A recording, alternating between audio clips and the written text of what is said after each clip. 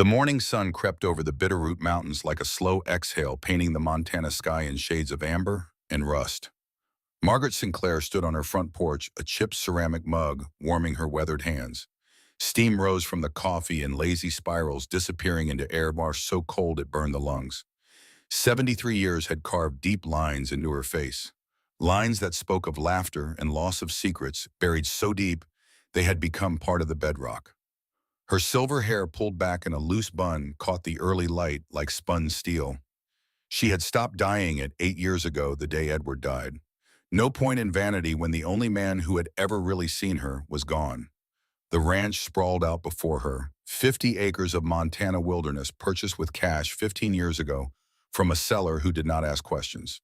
The kind of property that offered three things Margaret valued above all else: isolation, defendable terrain, and sightlines clear enough to see trouble coming from a mile away. She took a long sip of her coffee, savoring the bitter edge. French roast, black, no sugar. Edward used to tease her about it. Woman drinks motor oil and calls it breakfast, he would say, grinning that crooked grin that had first caught her attention in a dive bar in Falls Church, Virginia, back in 1996. A lifetime ago. A different woman entirely. Her eyes swept the property with practiced efficiency. The main house weathered cedar and stone, built to withstand brutal Montana winters. The barn gray wood silvered by decades of harsh weather, its doors hanging slightly crooked on iron hinges. The chicken coop, where 6 Rhode Island Reds scratched and pecked, blissfully unaware that their owner had once interrogated a Czech intelligence officer in a basement that officially did not exist. Everything appeared normal, peaceful, safe. The gravel crunched beneath her boots as she walked toward the garden. Early October meant the last of the lavender needed harvesting before the first hard frost. She had planted it in neat rows every spring, purple and fragrant. The kind of thing a retired woman would do. The kind of thing Margaret Sinclair, widow former elementary school nurse, devoted churchgoer, would absolutely do. She knelt beside the lavender beds, her knees protesting with familiar aches. Arthritis had claimed her left hand 3 years ago. The right one still worked fine. The right one still remembered how to field strip a Glock 19 in 17 seconds flat, though she had not tested that particular skill in over a decade. The photograph rested on the mantel inside, right where she could see it every morning. Edward Sinclair, 59 years old, Army Ranger turned contractor turned her husband for 18 years. Cancer had taken him slow and mean, the kind of death that made strong men beg for mercy. He never did. Stubborn Irish bastard held on with both hands until the very end, squeezing her fingers so hard she thought the bones might crack. "You cannot save everyone, Maggie," he had whispered in those final hours, his voice nothing but rasp and rattle. "You tried. God knows you tried, but you cannot save everyone." She had kissed his forehead, tasted salt and sickness, and lied to him with a smile. "I know, love, I know." But she did not know. Not really. Because the truth Margaret Sinclair had learned over 7 decades of living and 3 decades of classified service was simpler and more terrible than that. You cannot save everyone. But that does not mean you stop trying. She missed him every morning. Missed the weight of him beside her in bed. Missed the way he hummed while he made breakfast, always slightly off-key, always the same 3 Johnny Cash songs. Missed the way he would stand behind her while she washed dishes, his arms around her waist, his chin on her shoulder, not saying anything because he did not need to. The silence between them had always been the comfortable kind, the kind that spoke louder than words. He had known about her past, not the details, not the operations or the code names or the classified files that filled entire rooms in buildings that officially did not exist. But he had known the shape of it, had seen the way she checked exits when they entered a restaurant, had noticed the satellite phone she kept charged in a drawer she thought he did not know about, had understood, without being told, that the woman he married carried scars that were not all visible. He never asked. That was the gift he gave her. Not ignorance, but acceptance. The understanding that some questions are better left unasked, that some truths are too heavy to share and too dangerous to speak aloud. She had loved him for that. Among 1,000 other reasons, she had loved him for the simple grace of not needing to know everything. The sound hit her ears before her brain could process what it meant. A crash, metal on metal, the sick crunch of chrome and steel meeting asphalt at speed. Then silence. The kind of silence that came after violence, heavy and waiting. Margaret's body reacted before her mind caught up. The coffee mug dropped from her hands, shattering on the porch steps. She was already moving boots, eating up the gravel driveway in long strides. Her right hand instinctively reached for her hip fingers, closing on empty air. The Glock was inside, locked in the false bottom of her bedroom dresser, where it had sat untouched for 8 years. She rounded the curve in her mile-long driveway and stopped cold. 3 motorcycles lay twisted in the gravel like broken insects. Harley-Davidson's heavy touring bikes, their chrome catching the morning light at impossible angles. One had skidded 20 feet, leaving a dark smear of oil and something else across the pale stones. Another rested on its side front wheel, still spinning slowly. The third had crashed into the drainage ditch, its rider thrown clear. Blood. So much blood. 3 men sprawled across her driveway. All of them wore leather vests, black and worn, with patches that marked them as Iron Wolves Motorcycle Club. All of them were bleeding. All of them were dying. 73-year-old women would have screamed. Most would have run for their phones, fingers trembling as they dialed 911. Most would have stood frozen in shock, unable to process the sudden violence that had shattered their peaceful morning. Margaret Sinclair was not most women. She walked toward the first man with measured steps. Her mind had already shifted gears, clicking into a mode she had not accessed in years, but never forgot. Combat triage. Assess, prioritize, act. The mantra of every field medic who had ever worked under fire. The biggest one lay closest to the house. 6'3", at least, built like a barn door with graying temples and a beard that had been neatly trimmed before someone had used his face as a punching bag. His leather vest bore patches that identified him as Road Captain. A name patch read Reaper in bold letters. Blood seeped from a gash across his scalp, matting his dark hair into sticky clumps. She knelt beside him, fingers finding his carotid artery. Pulse present, thready but there. Breathing shallow but regular. Skull fracture, possible concussion, certain. She had seen worse. Much worse. In field hospitals where the floor was slick with blood and the air tasted of copper and fear. In safe houses where the wounded came in the dark and left before dawn, if they left at all. Her hands moved with practiced efficiency, checking for additional injuries. 3 broken ribs on the left side. Road rash across his forearms, the kind of damage that came from sliding across asphalt at 50 miles per hour. But he would live, if she could stop the head from bleeding, if she could prevent shock, if she could keep his airway clear. The second man was younger, maybe late 30s, with arms like fence posts and a face that had been handsome before someone rearranged its features with their fists, his left arm bent at an angle that made her jaw tighten.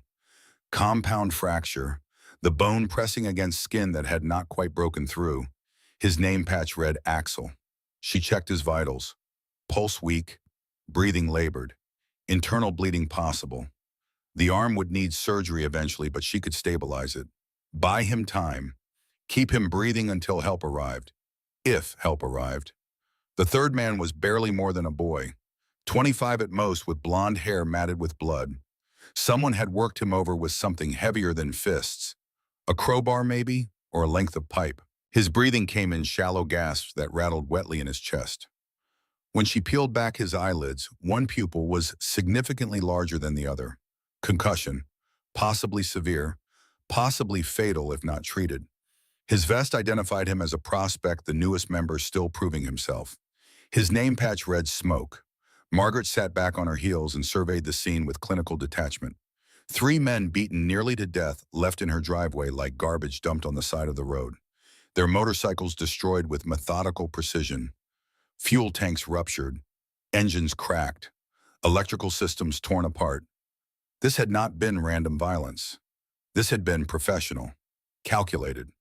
Someone had wanted information from these men. When they did not get it, they decided to make a point, and they had chosen her driveway to make it.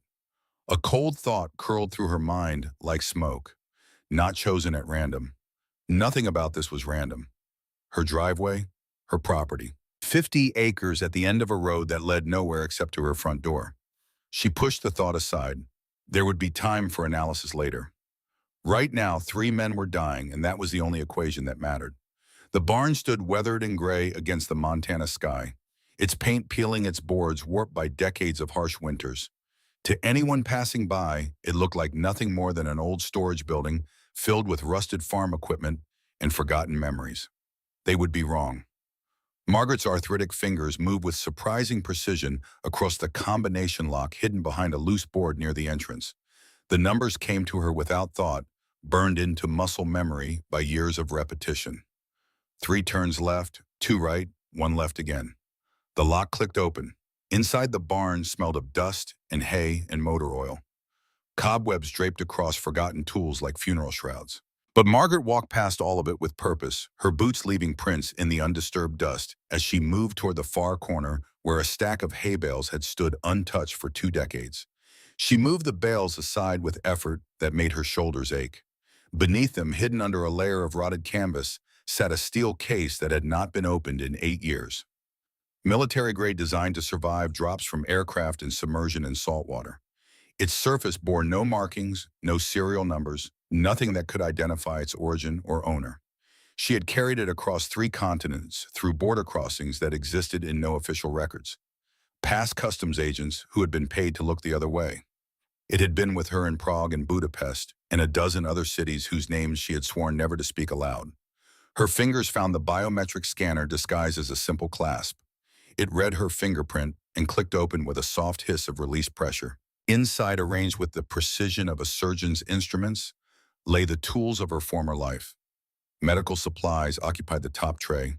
Field dressings, suture kits, morphine ampoules, and sealed glass antibiotics that were technically expired but still potent. Everything needed to keep a man alive when the nearest hospital might as well be on the moon. Below them rested a Glock 19 in a worn leather holster. Its magazine still full, its action still smooth despite the years. She had cleaned it religiously every 6 months the way Edward had taught her, the way her first instructor at the farm had drilled into her. A weapon is only useful if it works when you need it. Beside the gun sat 3 passports, each bearing her photograph but different names: Elena Rohr, Catherine Wolfe, Sarah Davidson. Identities she had worn like masks slipping in and out of lives that existed only on paper. She had not looked at them in 8 years, had not needed to, until now. Margaret lifted the medical supplies and carried them back into the morning light. The sun had climbed higher, warming the air, making the blood on her driveway glisten wet and red. She had maybe an hour before someone came looking, maybe less. She worked fast. The big one, Reaper, remained conscious throughout, gritting his teeth against the pain as she maneuvered him onto an old wheelbarrow from the barn. He was heavy, easily 220 pounds, all muscle and bone, and stubborn determination not to scream. She had seen that look before on soldiers who had taken shrapnel and refused to cry out because their brothers were watching. "What is your name?" she asked, more to keep him conscious than out of genuine curiosity. "Boone." The word came out through clenched teeth. "Boone Gallagher. That is Rowan Kessler. We call him Axel. And the kid is Dalton Finch. Smoke." She nodded, committing the names to memory. Not that she needed to. She always remembered the ones she saved. And the ones she could not. It took her nearly 40 minutes to move all 3 men into her house. 40 minutes of sweat and strain and muscles that screamed in protest. She arranged Boone on her living room couch, the worn leather creaking under his weight. The other 2 she placed on air mattresses dragged down from the attic, positioning them where she could monitor them easily. By the time she finished, her shoulders burned with exertion and her lower back sang a symphony of pain. She braced her hands against the kitchen counter, catching her breath, listening. The house was quiet. Outside wind whispered through the pine trees. Somewhere in the distance, a hawk cried out as it hunted. Normal sounds, peaceful sounds, they would not last. She moved through her home with purpose that would have seemed strange to anyone watching. From the false bottom in her bedroom dresser, she retrieved a satellite phone that had not been used in 8 years. Its battery was dead, but she had a charger hidden in the same compartment. Soviet-era technology built to last through nuclear winter. From behind a loose board in the basement, she pulled out a waterproof case containing emergency cash, gold coins, and documents that could get her across any border in the world within 48 hours. Escape routes she had memorized and updated quarterly, even during retirement. Old habits died hard. Old paranoia died harder. And from a hidden compartment in her kitchen pantry, concealed behind a row of mason jars filled with raspberry preserves, she took out something she had hoped never to touch again. The Glock 19 felt familiar in her hands. Its weight settled into her palm like an old friend returning after a long absence. Every curve and edge remembered by muscles that had not forgotten their training despite 15 years of peace. She checked the magazine, still full. 15 rounds of hollow point ammunition she had loaded herself before burying the weapon in her pantry. She chambered around with a practiced motion that would have shocked anyone who knew her only as Margaret Sinclair, the woman who brought homemade jam to church socials. The sound of engines broke the morning quiet. Margaret moved to the window without thinking, the satellite phone forgotten on the counter. Through the gap in the curtains, she could see them. 4 black SUVs cresting the hill at the end of her driveway, moving fast but controlled. Professional approach. Military spacing. Her blood went cold. Not because she was afraid. Margaret Sinclair had not felt fear in its purest form since Prague 1984. What she felt was something older and more dangerous. Recognition.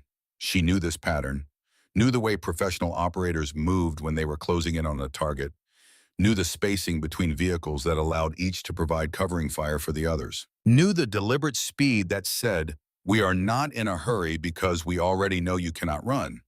She had used this exact approach herself, twice in Berlin, once in Budapest, once in a small town in northern Italy whose name appeared on no intelligence briefing. The 3 bikers were still unconscious or sleeping vulnerable and defenseless. She could not protect them and fight at the same time. She would have to be clever. The hidden cellar beneath her kitchen had been Edward's idea, one of many modifications he had helped her make to the property over the years. He had never asked why his wife wanted a concealed room with reinforced walls and a separate ventilation system. He had simply loved her enough to trust that she had her reasons. God, she missed him. The entrance was hidden behind a set of flour sacks stacked against the pantry wall. Margaret moved them aside quickly, revealing a trapdoor that opened onto a narrow staircase descending into darkness. Boone stirred as she entered the living room. "What is happening, Company?" Margaret replied, her voice steady, the unwelcome kind. She helped him to his feet, supporting his weight as he stumbled toward the kitchen. His eyes widened when he saw the hidden entrance. "Lady, who the hell are you?" "Someone who made a lot of enemies a long time ago." She guided him down the first few steps. "Now help me with your friends. We do not have much time." It took precious minutes to move Rowan and Dalton into the cellar. Precious minutes during which Margaret could hear the SUVs coming to a stop outside car doors, opening boots hitting gravel. But finally, all 3 bikers were safely hidden below, and she slid the trapdoor, closed, and replaced the flour sacks with practiced ease. "Stay quiet," she told them through the floor. "No matter what you hear, you stay down there, and you stay quiet." "Understand," Boone's voice came back muffled but clear. "What are you going to do?" Margaret did not answer. She smoothed her silver hair, adjusted her cardigan, slipped the Glock into the small of her back concealed beneath the loose fabric of her house dress. Then she walked toward the front door with the shuffling gait of a woman whose joints ached on cold mornings. She opened the door to find 4 men on her porch. They were younger than she had expected. Late 20s to early 30s, with hard eyes and scarred knuckles that spoke of men who had grown up fighting. The largest wore a leather vest with a serpent patch that identified him as a member of a motorcycle club. But the other 3 were different. They wore no identifying marks, and their weapons were held with the casual confidence of professional operators. Military haircuts, alert postures, eyes that swept the environment, constantly cataloging threats and exits. Mercenaries, private military contractors hired to provide muscle for whatever operation was in play. The largest man stepped forward. His vest identified him as Marcus Ledford, though the patch beneath the serpent read simply Viper in Gothic lettering. "Morning, ma'am." His voice carried a politeness so thin it was nearly transparent. "Name is Marcus. We are looking for some friends of ours. 3 men on motorcycles. They might be hurt." "You seen anything?" Margaret allowed a slight tremor to enter her hands, clutching the doorframe as if for support. She had played this role before in a dozen different countries under a dozen different names. The frightened elderly woman was a mask that fit as comfortably as her own skin. "Motorcycles." Her voice quavered perfectly. Just the right amount of confusion and concern. "Oh my goodness. You mean those awful machines I heard last night?" "The noise woke me from a dead sleep, it did. Scared me half to death. But I have not seen anyone." "No. Is everything all right? Should I be worried?" Marcus's eyes swept past her into the house, searching for signs of occupancy or disturbance. She had been careful. The medical supplies were hidden, the blood cleaned up, any evidence that three men had been dragged through her home erased with the thoroughness of someone who had spent decades covering tracks. "Mind if we look around?" one of the contractors asked. His accent marked him as Eastern European. Belarus, perhaps, or Western Russia. "Just to be safe, you understand." Margaret hesitated, letting uncertainty play across her features. "Well, I suppose that would be all right. Though I cannot imagine why anyone would want to hide on my little property. It is just me and my chickens out here. Gets awful lonely sometimes." The men exchanged glances. She could read their assessment in those looks.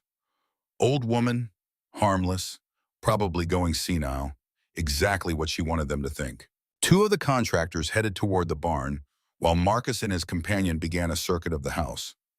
Margaret stood in the doorway, wringing her hands and making small, worried sounds that completed the picture of elderly confusion.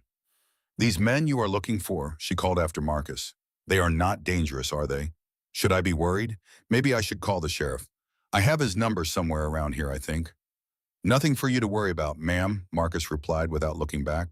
"Just some boys who owe a debt that needs paying. You just go about your business.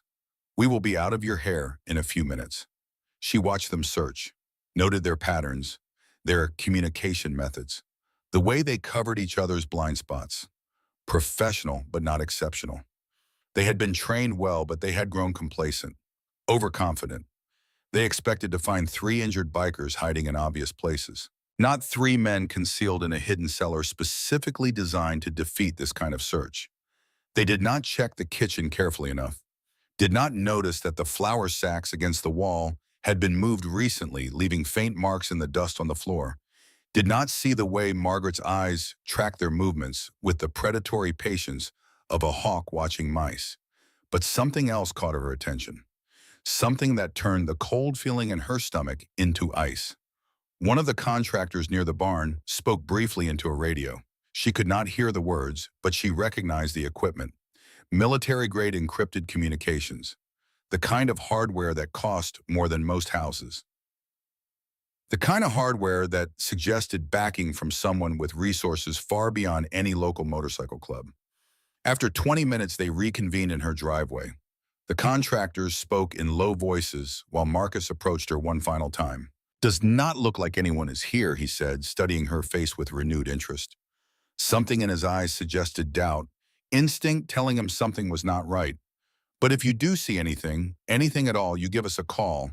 He pressed a business card into her hand. "Just a phone number, nothing else. Burner phone, probably untraceable." "Of course, young man.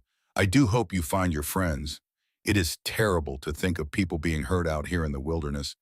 Just terrible." Marcus held her gaze for a moment longer. She could see the suspicion there, the professional's instinct that something was off. But then he shook his head, slightly dismissing the thought. Just a harmless old lady. Nothing to worry about. He turned back toward the waiting SUVs. Margaret watched them drive away. She watched until the dust settled and the sound of engines faded into the mountain silence. She watched until she was certain they were truly gone. Only then did she allow herself to breathe. She went back inside and opened the cellar. Boone was waiting at the top of the stair, his face pale but his eyes sharp. "That was one hell of an act. You had them completely fooled." "Not completely." Margaret moved past him to the window, scanning the empty driveway and the road beyond. "They will be back. Men like that always come back. The question is when and how many they will bring with them." Boone climbed the rest of the stairs, moving carefully, one hand pressed against his bandaged ribs. "Who are you really, Ma?" Margaret was quiet for a long moment, her gaze fixed on the distant mountains. The truth was something she had not spoken aloud in over 3 decades. The truth was buried beneath layers of false identities and fabricated histories locked away in classified files that supposedly no longer existed. "I was a nurse," she said, finally turning to face him. "Army Medical Corps stationed in Germany during the Cold War. That is the official story anyway. That is what is written in the records that people are allowed to see." Boone's expression said he was not buying a word of it. "Lady, I have been around dangerous people my whole life. 3 tours in Afghanistan force recon. I know what it looks like when someone has had training, real training, And you just convinced four armed killers that you were nothing but a harmless old woman, while three men they were hunting lay hidden 10 feet away. He stepped closer, his voice dropping. You moved those medical supplies like you had done it 1,000 times before. You assessed our injuries faster than most ER docs I have seen. And the way you are standing right now, scanning the road, calculating angles and sight lines. That is not a nurse. That is someone who spent their life in the field. Margaret smiled, and there was something cold in that expression, something that made Boone step back involuntarily. Perhaps I am simply a good liar, Mr. Gallagher. Perhaps I have had a lot of practice pretending to be things I am not. The satellite phone came to life on the third attempt. She had to wait for it to acquire a signal, watching the small screen cycle through connection protocols while her mind ran through scenarios and calculations. The number she dialed was burned into her memory, though she had never expected to use it again. It rang twice before someone answered. Langley Control, secure line. The voice was crisp, professional, utterly without warmth. It could have belonged to anyone. It could have belonged to a machine. This is Nightingale. Margaret had not spoken that name aloud in 34 years. It tasted like copper and ash on her tongue. Silence on the other end. A long, weighted pause that stretched across the miles between them. Nightingale was KIA. Budapest, November 1989. The voice had changed, become sharper, more focused. Classified Memorial. Section 60, Arlington National Cemetery. Check the grave control. Tell me who sends white roses every November 12th. More silence. She could hear typing now, fingers moving rapidly across a keyboard. Someone was pulling her file, accessing records that supposedly no longer existed. Authentication required. Confirm operational credentials. Hotel Echo Niner Niner Lima. Authorization code, Whiskey Tango Foxtrot Delta 77. Handler Director Thomas Hartwell. Operational period, January 1978 through November 1989. Do you need my blood type 2, or should I recite the Soviet order of battle for Czechoslovakia circa 1984? The typing stopped. Please hold. Hold music played softly in her ear. Some generic classical piece that she recognized from countless hours spent waiting for similar calls in decades past. Mozart, probably. Or Vivaldi, something European and refined. The kind of music that was supposed to calm agitated assets. She used the time to check on her patients. Boone had fallen into an exhausted sleep, his breathing steady. Rowan remained unconscious but stable. Dalton drifted in and out, mumbling about people who were not there. She stayed by his side, dabbing his forehead with a cool cloth, speaking softly until he settled. The young man reminded her of someone. A boy she had pulled from a shipping container in Prague decades ago. Same age, same lost expression, same desperate need to be told that the worst was over. The phone clicked. Maggie. This voice was different. Older, rougher, carrying the weight of years and secrets. Maggie Sinclair. Or is it still Roar? I can never remember which name you actually answer to these days. Director Hartwell. She felt something in her chest loosen at the sound of his voice. Thomas Hartwell had been her handler for the final 11 years of her career. The only person in the agency who had known about her growing desire to disappear. He had helped her fake her death in that warehouse fire in Budapest. He had personally overseen the creation of Margaret Sinclair, retired nurse, widow, church volunteer. He had been the last person from her old life to know she was still alive. This line is supposed to be dead, he said. You are supposed to be dead. We had a very nice memorial service. I gave a speech. Very touching, if I do say so myself. I am sure I would have cried. What happened, Maggie, she told him. About the bikers in her driveway. About the professional efficiency of the attack. About the strange coincidence that had brought 3 dying men to her remote property, 50 acres from nowhere on a road that led only to her house and nothing beyond. About the encrypted military communications she had spotted on the mercenaries. Hartwell was silent for a long moment after she finished. She could picture him, 76 now, his hair gone white, sitting in whatever office they had given him after mandatory retirement, still keeping tabs on old operations, still watching the ghosts. Maggie listened to me carefully. His voice had changed. Become urgent. There have been rumors lately. Questions being asked about old operations. Someone has been digging through archived files looking for connections to missions that were supposed to have been erased decades ago. The words hit her like a physical blow. That is impossible. Those files were burned. I watched them burn. Physical files, yes. But memories have a way of surfacing when the right pressure is applied.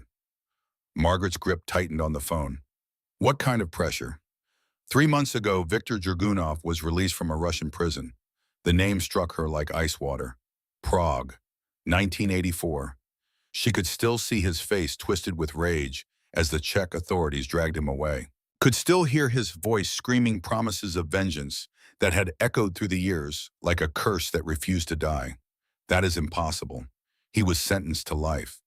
The charges I built should have kept him locked away forever. The Soviet Union fell, Maggie. The Czech Republic joined NATO. Old alliances shifted. Old debts were called in. Dragunov had friends, people who owed him favors from before his imprisonment. He has been very busy since his release, paying for information, following paper trails. Hartwell paused. She could hear him breathing. The slight wheeze that suggested his lungs were not what they used to be. Too many years of filterless cigarettes and recycled air in classified facilities. Apparently, he connected Elena Rohr to a warehouse fire in Budapest and started asking why there was no body, why the memorial had no remains, why a woman who supposedly died in 1989 had property records in Montana starting in 2009. How long do I have if he sent those bikers to draw you out? He already knows where you are. When they do not report back, he will send more. Or he will come himself. Margaret stood at the window, the phone pressed to her ear, watching the empty driveway and the road beyond.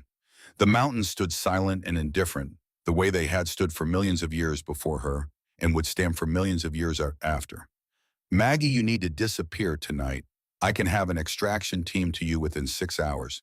New identity, new location, enough money to start over. No, this is suicide. You are 73 years old. These are not street thugs playing at being tough. Dragunov will send professionals, killers with training and resources, and I said no. The word came out harder than she intended. She softened her voice but not her resolve. This is my home, Thomas. I have been running for 34 years. I am tired of running. I am tired of looking over my shoulder. And I am done letting men like Viktor Dragunov decide how and when I die. Maggie. Goodbye, Thomas. She ended the call and slipped the phone into her pocket. Boone was standing in the hallway. She did not know how long he had been listening, but the expression on his face suggested it had been long enough. The silence between them stretched thin as wire. Then Boone spoke. Prague, 1984. Who is Viktor Dragunov? Margaret looked at this man, this stranger who had stumbled into her life through violence and circumstance. 3 broken ribs, a concussion, dried blood still crusted in his hair. Standing in her hallway asking questions he had every right to ask. She could have lied, could have deflected, changed the subject, maintained the fiction of the harmless widow, but something in Boone's eyes stopped her. He had earned the truth. They all had. Sit down, she said. This is going to take a while. They moved to the kitchen. She brewed fresh coffee, the familiar routine steadying her hands, giving her something to do while she excavated memories she had buried for decades. She told him about Elena Rohr, the Irish girl from Boston, who joined the army at 18 with nothing but a high school diploma and a desperate need to escape a father who drank and a mother who looked the other way. Told him about nursing school at Fort Sam Houston, about the recruiter from the CIA who had approached her in her 3rd year with an offer that seemed too good to be true. They wanted someone who could blend in, she said, her voice distant with memory, someone who could pass for European, someone with medical training who could handle themselves in the field, someone young enough to be moldable, old enough to understand what they were being asked to do. The training had come next. The farm, they called it, Camp Perry, Virginia, though that name appeared on no official maps. 6 months of learning how to lie, how to steal, how to kill if necessary, how to become someone else so completely that you forgot who you had been before. They taught us to compartmentalize, she continued, to separate who we were from what we did, to build walls inside our own minds so thick that even we could not see past them. I was good at it, too good. By the time I finished training, Elena Rohr was already fading, becoming a memory, becoming someone I used to be. She told him about her first assignment. West Berlin, 1978. working as a nurse in a civilian hospital while running assets across the wall, passing information, coordinating defections, building networks that existed only in encrypted cables and dead drops in the Tiergarten. For 6 years, she lived two lives simultaneously. The nurse who treated patients with gentle hands and a warm smile. The operative who slipped through checkpoints with forged documents and a steady pulse. Neither life felt entirely real. Both felt entirely necessary. And then she told him about Prague. His name was Viktor Dragunov, she said.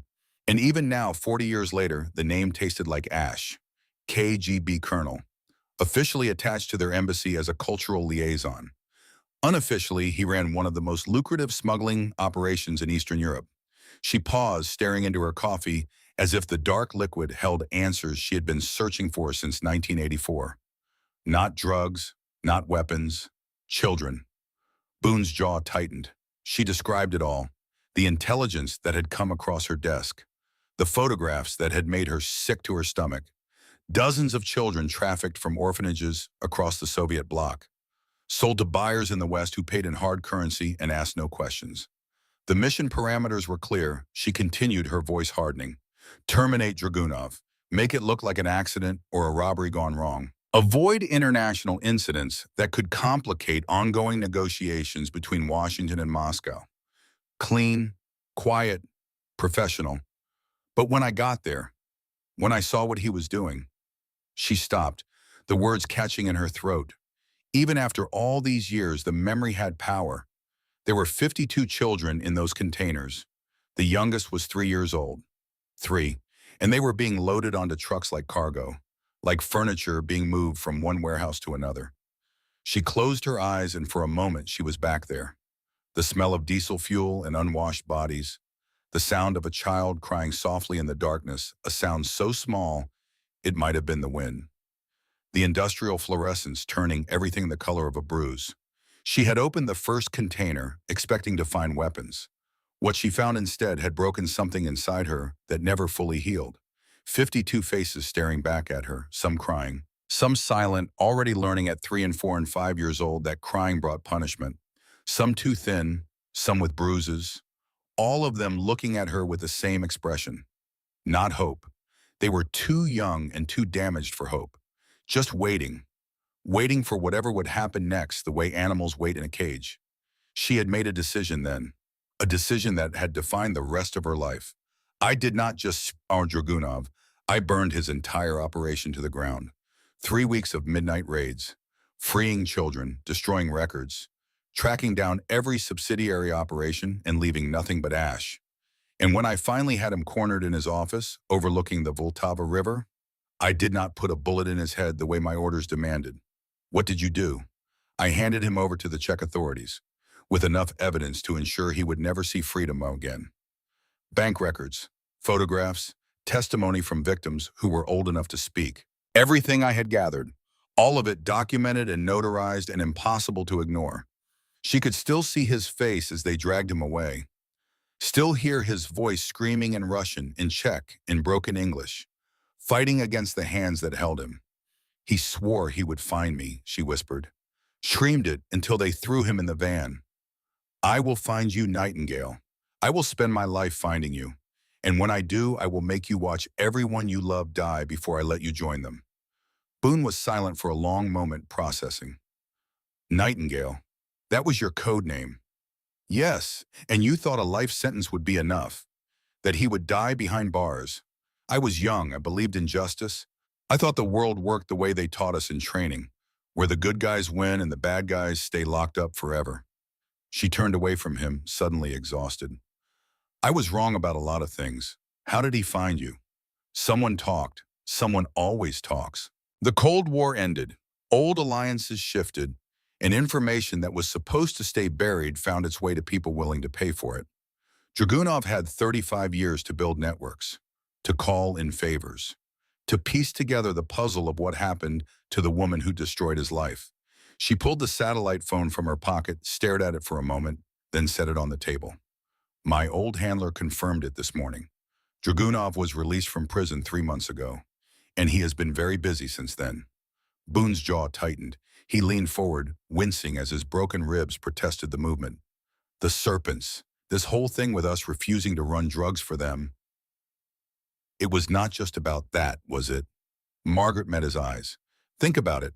Your club says no to moving product. The serpents retaliate by beating you half to death. But they do not just leave you on the side of the road. They leave you here, on my property. On a road that leads nowhere except to my front door. Understanding dawned in his eyes. Slowly at first, then all at once. We were bait, you were bait, and I took it.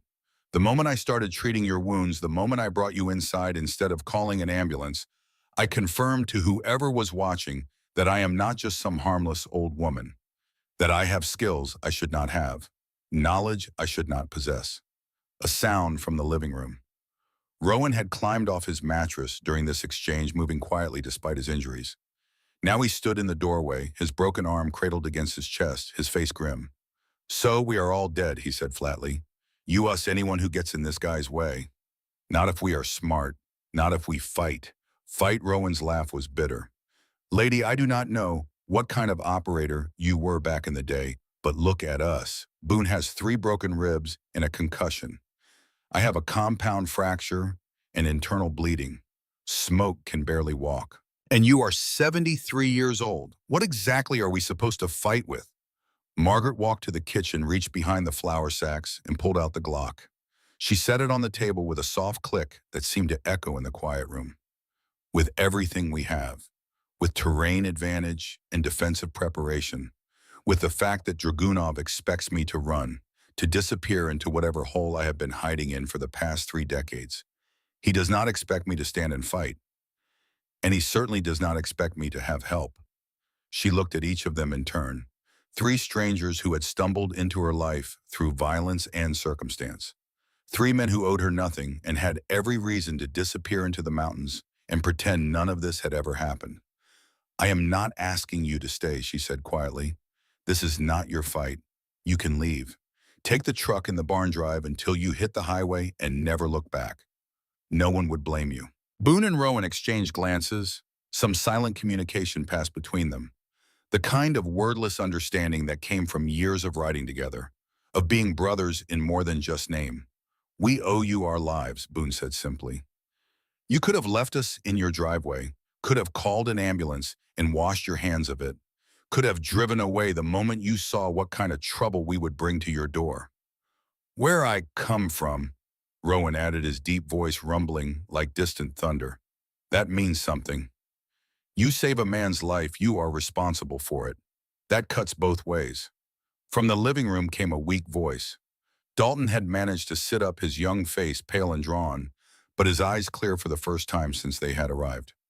I do not know much about fighting. Never been in the military, never been in a war.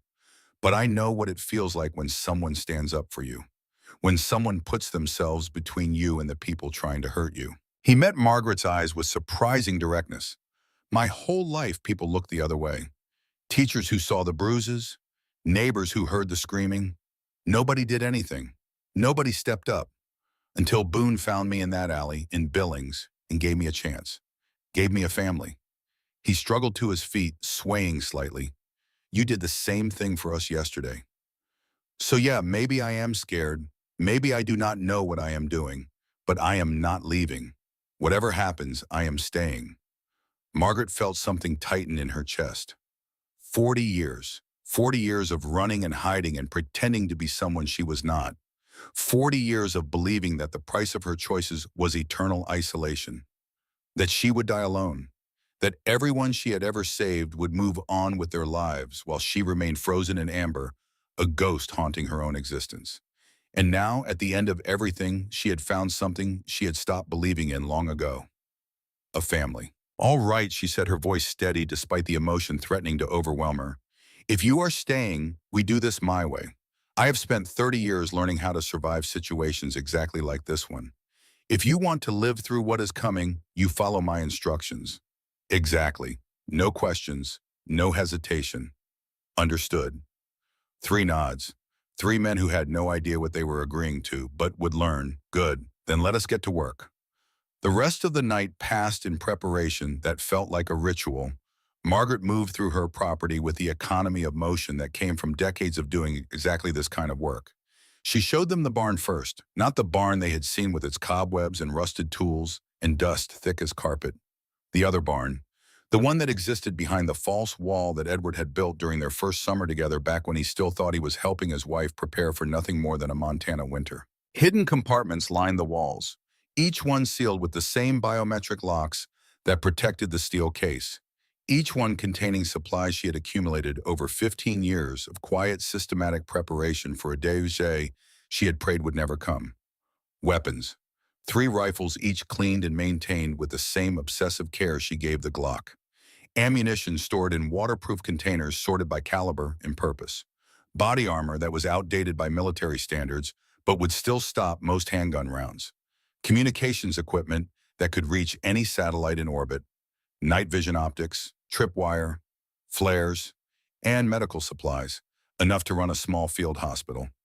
Because Margaret Sinclair, whatever else she might have been, had never stopped being a nurse. Boone moved through the cache with the practiced eye of a man who understood what he was looking at. His force recon training was evident in the way he handled each weapon, checking the action, testing the sight, committing the weight and balance to memory. "You have been preparing for this for a long time," he said quietly. "I have been preparing for this every day since I faked my death in 1989. Every single day, updating escape routes, maintaining equipment, running scenarios in my head while I planted lavender and baked pies for church socials." She paused, looking around at the arsenal she had built over the years. "This is what paranoia looks like when you give it 15 years in a hardware store." She taught them the basics of tactical thinking, how to use terrain, how to create choke points that would force an enemy to come at them on their terms rather than theirs, how to position defenders so that overlapping fields of fire could compensate for inferior numbers. Boone absorbed it all quickly.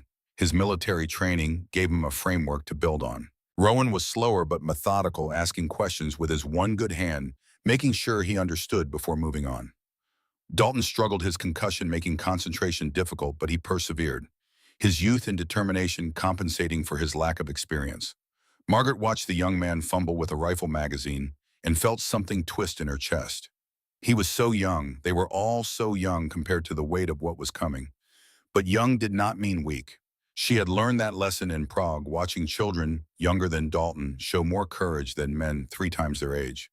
As dawn approached, Margaret stood on her porch one last time.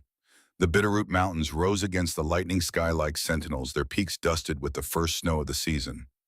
The air smelled of pine and frost and something else, something electric and charged like the atmosphere before a storm.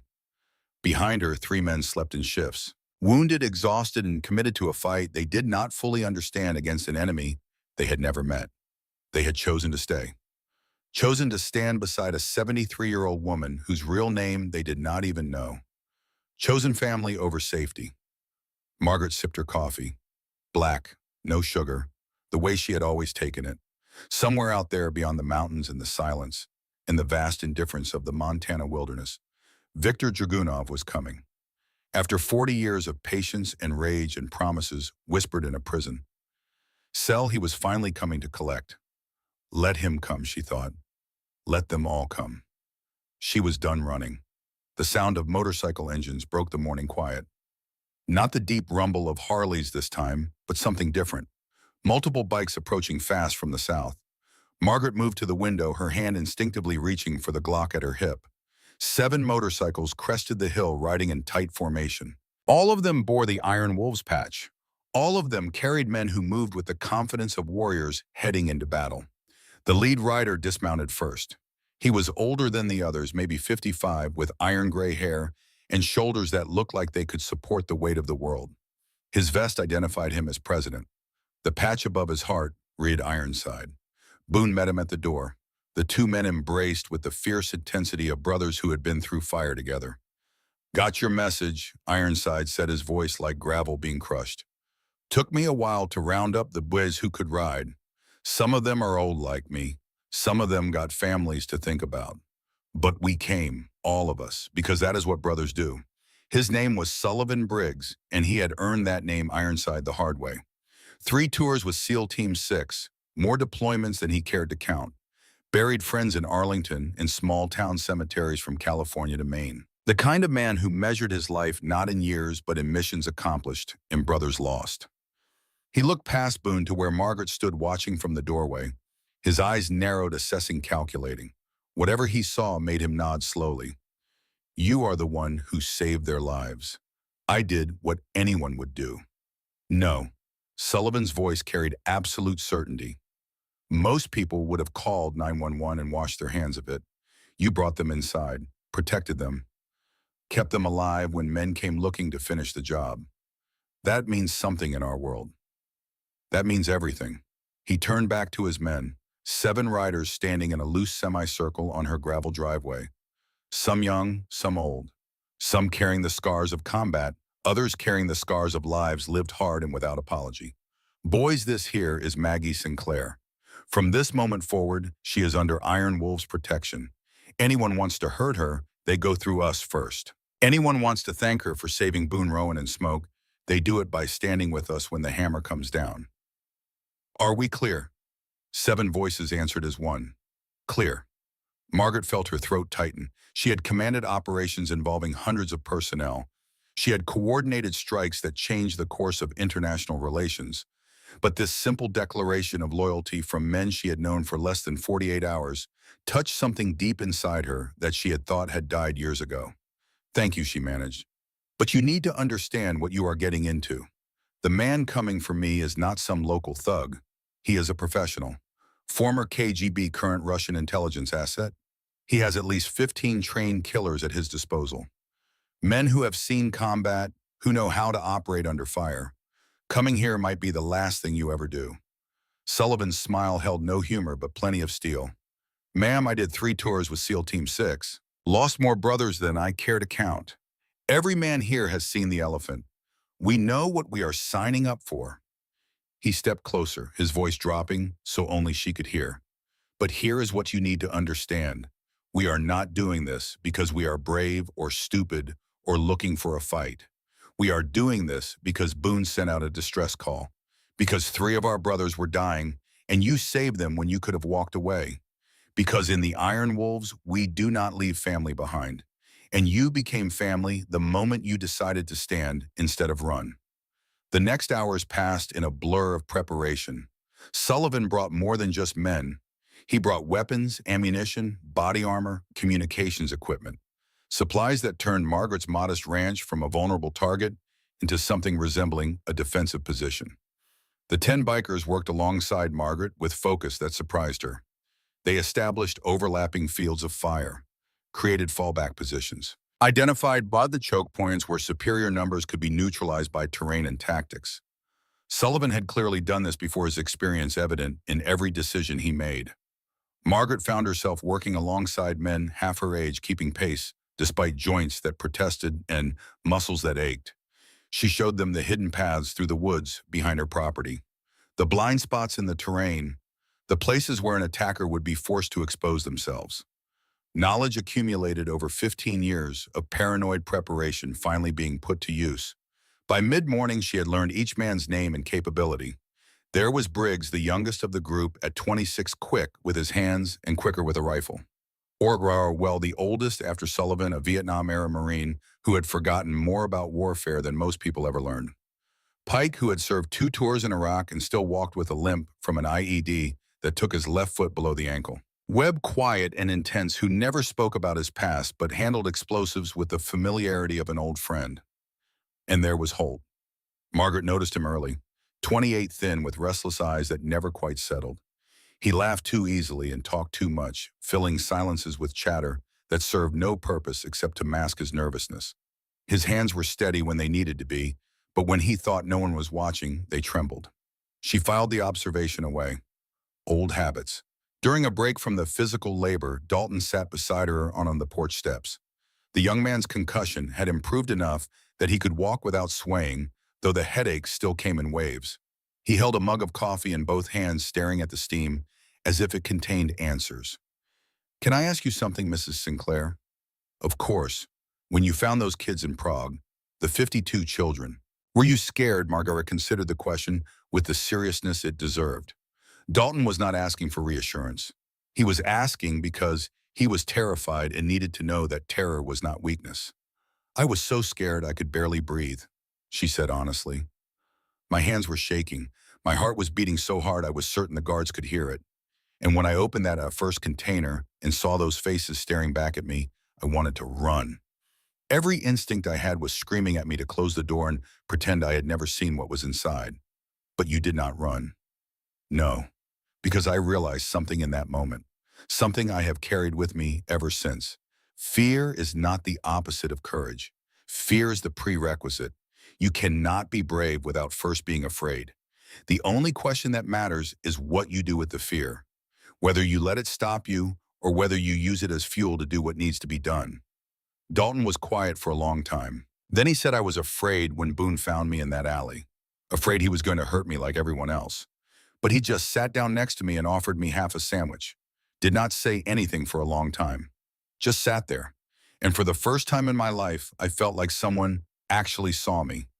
Margaret heard the echo of 52 children staring at her from inside a shipping container.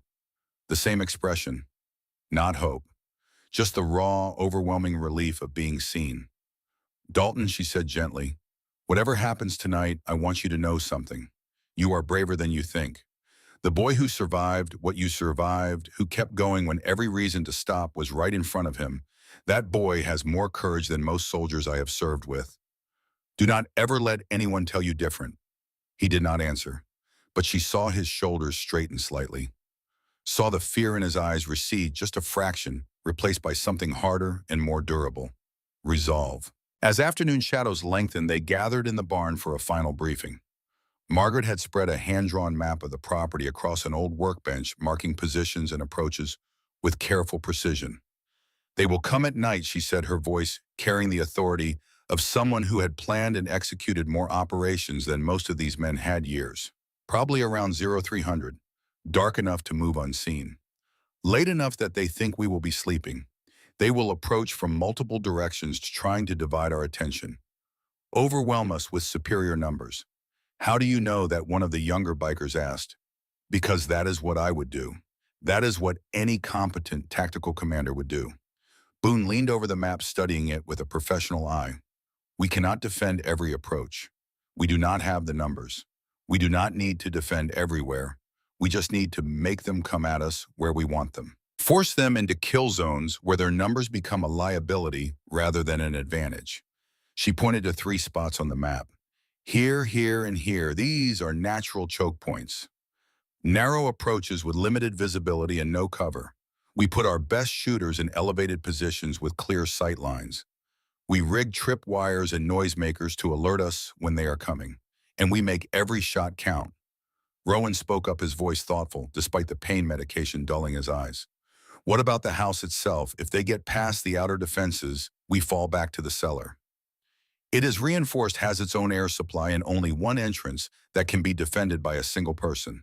If it comes to that, we hold there until the FBI arrives.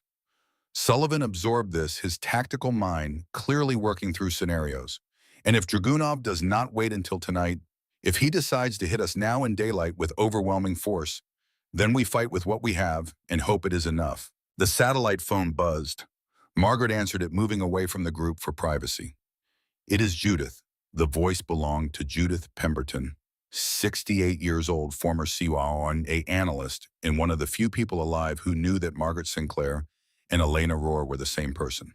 She had been Margaret's analyst during the Prague operation. The person who had fed her intelligence, provided backup, made sure she had what she needed when she needed it. I have what you asked for, Judith said without preamble. And Maggie, it is worse than we thought. Margaret carried the phone to the group. Tell me. Viktor Dragunov did not just get out of prison. He walked out with a full pardon from the Russian government. Someone very high up wanted him free, and they were willing to spend considerable political capital to make it happen. What? Because Dragunov spent 35 years in prison building something, a network. Contacts with every major organized crime syndicate in Eastern Europe. The kind of connections that are worth their weight in gold to certain people in Moscow who need deniable assets for operations that cannot be traced back to the Kremlin. Boone's jaw tightened. You are saying he is working for Russian intelligence now? Not officially, but he has their protection, their resources, and their implicit approval to handle certain problems they would rather not deal with directly. One of those problems is an old CIA operative who made him look like a fool and cost the KGB a significant asset. Margaret felt something cold settle in her stomach. This was not just about revenge anymore. This was about making an example, showing the world what happened to people who crossed Russian intelligence even decades later. What is his current position? He is operating out of a compound 60 miles north of your location. Former hunting lodge purchased through a shell corporation 3 weeks ago. The place is fortified. Satellite imagery shows at least 15 men on site, all military age, all moving with professional discipline. My best guess is former Spetsnaz or Wagner group. There is more. The serpents who beat up your friends are not just some local motorcycle club. They have been on a DEA watch list for 2 years. Drug trafficking, weapons smuggling, money laundering. But here is the interesting part. 3 months ago, their financial situation changed dramatically. Someone started feeding them serious money, enough to buy new bikes, new weapons, and enough product to expand their territory significantly. Dragunov, Margaret said quietly. That is my guess. He bought himself a local crew to do his dirty work. Keep things at arm's length. And when your friends here refused to play ball with the serpents, he saw an opportunity to flush you out. The pieces were falling into place. A picture both elegant and terrifying in its simplicity. Dragunov had been planning this for months, positioning his assets, building his network, waiting for the perfect moment to strike. Judith, I need one more thing.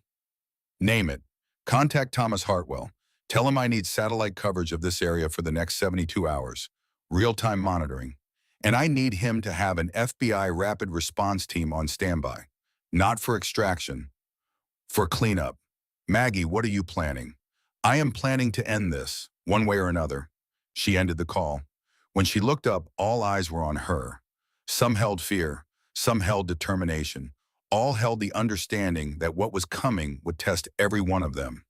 You are actually going to fight them, Dalton said from the doorway. It was not a question. We are going to fight them, Margaret replied. All of us, together. Sullivan studied the map one final time, committing every position to memory. He traced the approaches with a thick finger, paused at each choke point, visualized the engagement from the attacker's perspective. Then he looked up at Margaret with something she had not seen in a man's eyes in a very long time. Professional respect, the kind of respect that could only come from one warrior recognizing another. You know what you are doing, he said. This is not your first time planning a defense. No, it is not. Then I will defer to your judgment on positioning. My boys will follow your lead. He said it simply, without ego or reservation.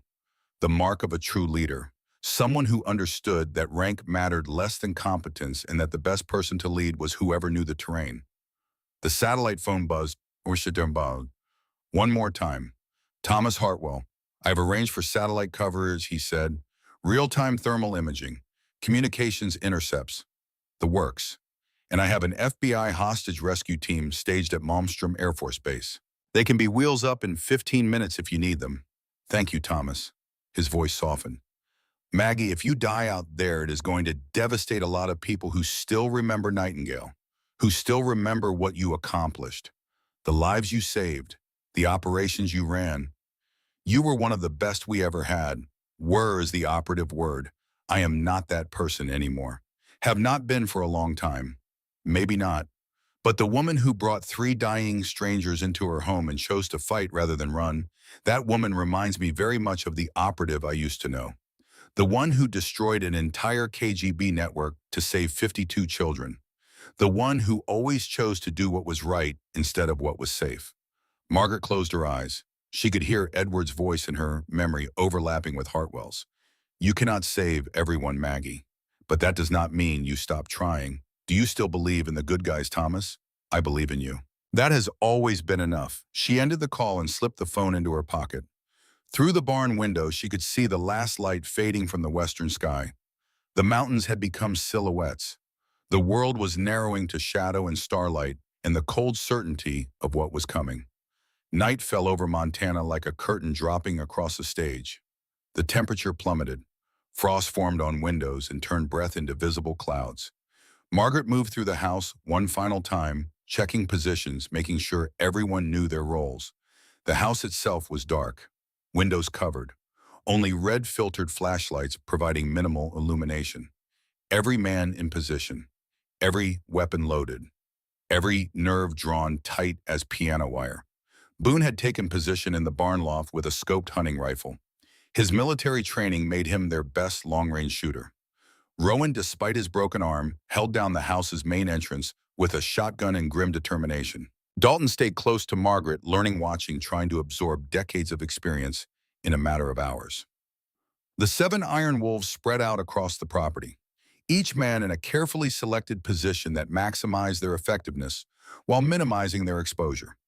Sullivan coordinated everything from the barn, his combat experience evident in every decision he made, even with one arm in a makeshift sling from an old injury that flared in the cold.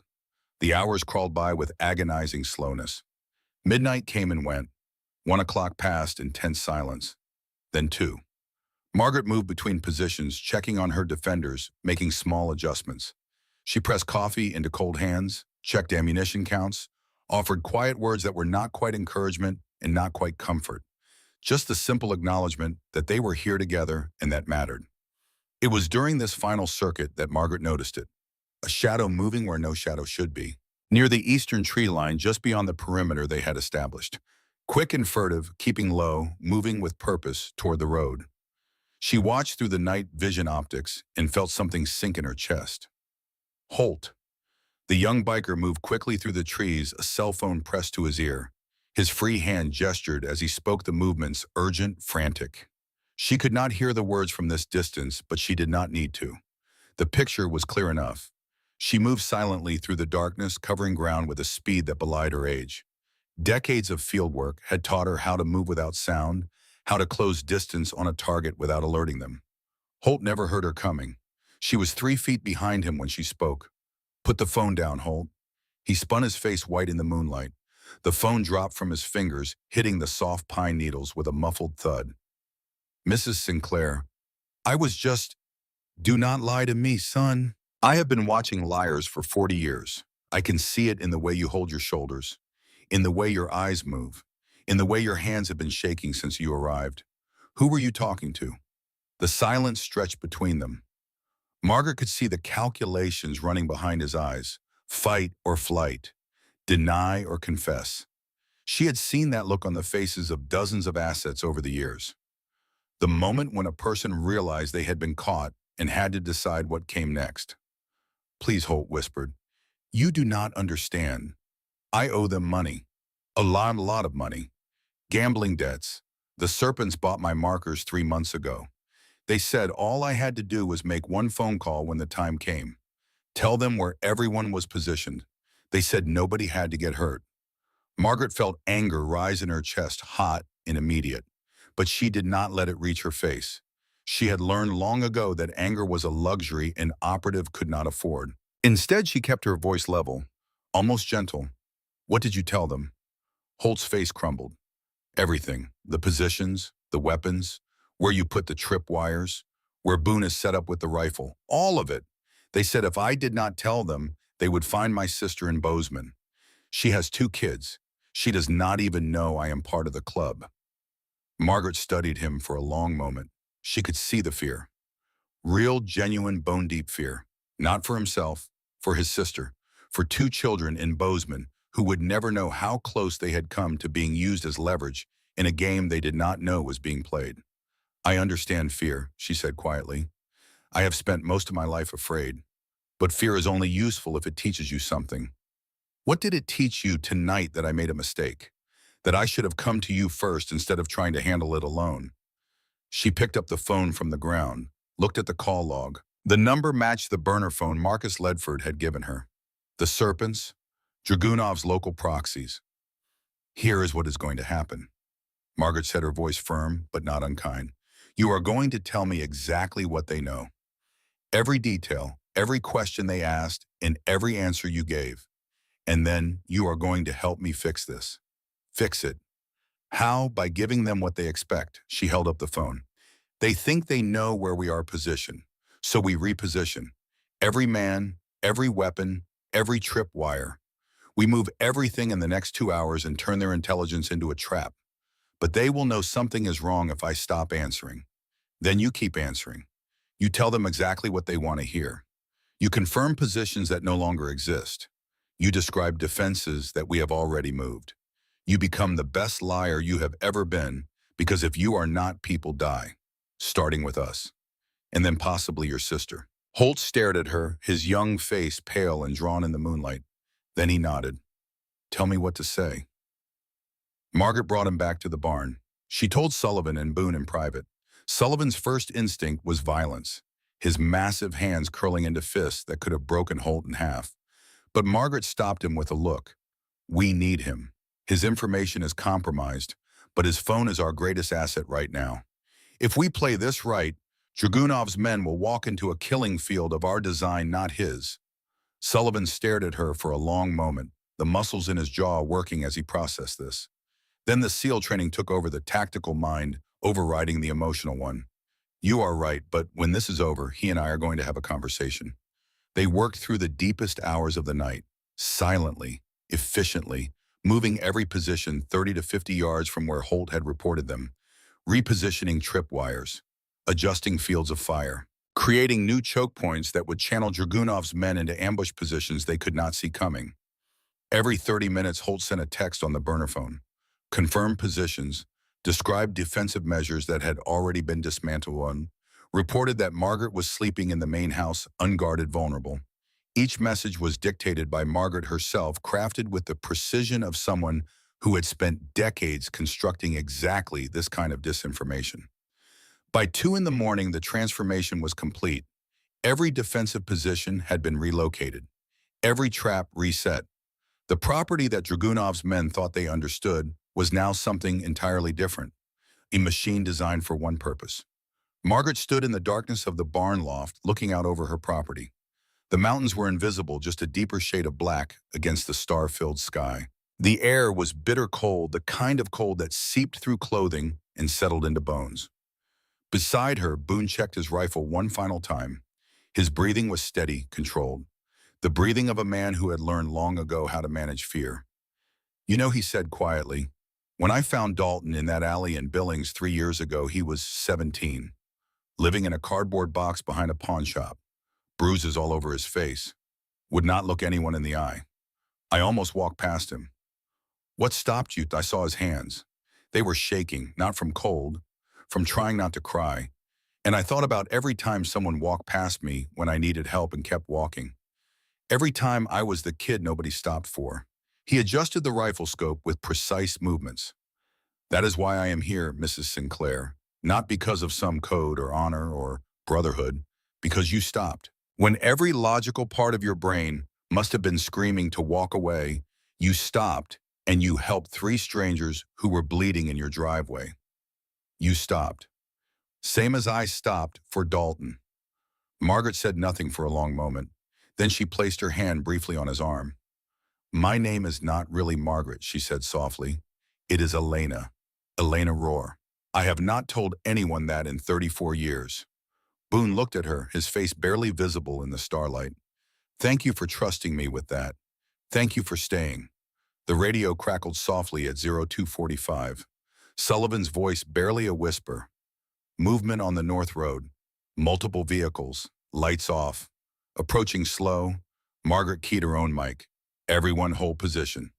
Let them come to us. Wait for my signal. She moved to the edge of the loft and watched the darkness resolve into shapes.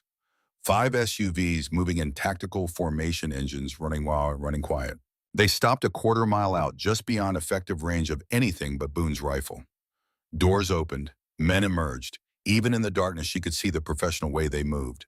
Low crouches, weapons ready, communication through hand signals rather than voice. These were not thugs or amateurs. These were soldiers. They moved toward the positions Holt had reported. Confident, certain, expecting to find defenders exactly where their intelligence said they would be. They found nothing. She could see the confusion ripple through them. Team leaders checking coordinates. Men sweeping empty positions with thermal optics. The careful plan unraveling in real time as they realized their intelligence was worthless. Margaret keyed her radio. Now. The night exploded. Boone's rifle spoke first from the barn loft. One shot, one body dropping, second shot, another man down. The attackers scattered, but they scattered toward the positions they assumed were empty. The positions where Sullivan's men were waiting. Tripwires ignited flares, turning night into artificial day. In the sudden white light, the attackers were exposed, silhouetted, vulnerable. The Iron Wolves opened fire from positions that should not have existed, from angles that the enemy's intelligence had not predicted, from elevations that turned the carefully planned assault into a killing field. The first wave crumbled within 30 seconds. 6 men down, dead or dying, bleeding into Montana soil. Margaret watched from her position near the house, coordinating movements over the radio with a calm that belonged to another era, another woman. She could see the confusion spreading through the attackers. Men trained to execute a precise plan, suddenly discovering that the plan was built on lies. Some froze, some scattered, some tried to improvise new positions, but improvisation requires time, and time was something Margaret had no intention of giving them. Orwell, the Vietnam-era Marine, held the western flank with the patience of a man who had spent months in jungle ambushes. He did not fire until the targets were within 30 yards. When he did fire, he did not miss. 3 rounds, 3 men. Each shot placed with the deliberate precision of someone who understood that ammunition was precious and every round had to earn its keep. The second wave came at 03:15. These men had learned from the first group's failure. They used smoke grenades, suppressive fire, proper tactical movement. They abandoned the compromised intelligence and relied on training and instinct instead. They were better, much better. They came from the east using the natural terrain to mask their approach. Trees and boulders provided cover that the northern approach had lacked. These men moved in pairs, leapfrogging forward, one team providing covering fire while the other advanced. Standard infantry tactics executed with the smooth efficiency of men who had done this dozens of times before. Dalton spotted them through the thermal optics Margaret had pulled from her hidden cache. East side, 9 contacts, moving in pairs. The Iron Wolves shifted positions, adapted, responded. These were not trained soldiers in the conventional sense, but they were experienced fighters who had learned tactics through hard necessity and street warfare. More importantly, they were defending home ground, fighting for family, and that made them dangerous in ways no amount of military training could match. The firefight that followed was savage, precise, personal. These men knew how to fight, and they fought with the desperate intensity of professionals who understood that retreat meant failure, and failure meant death.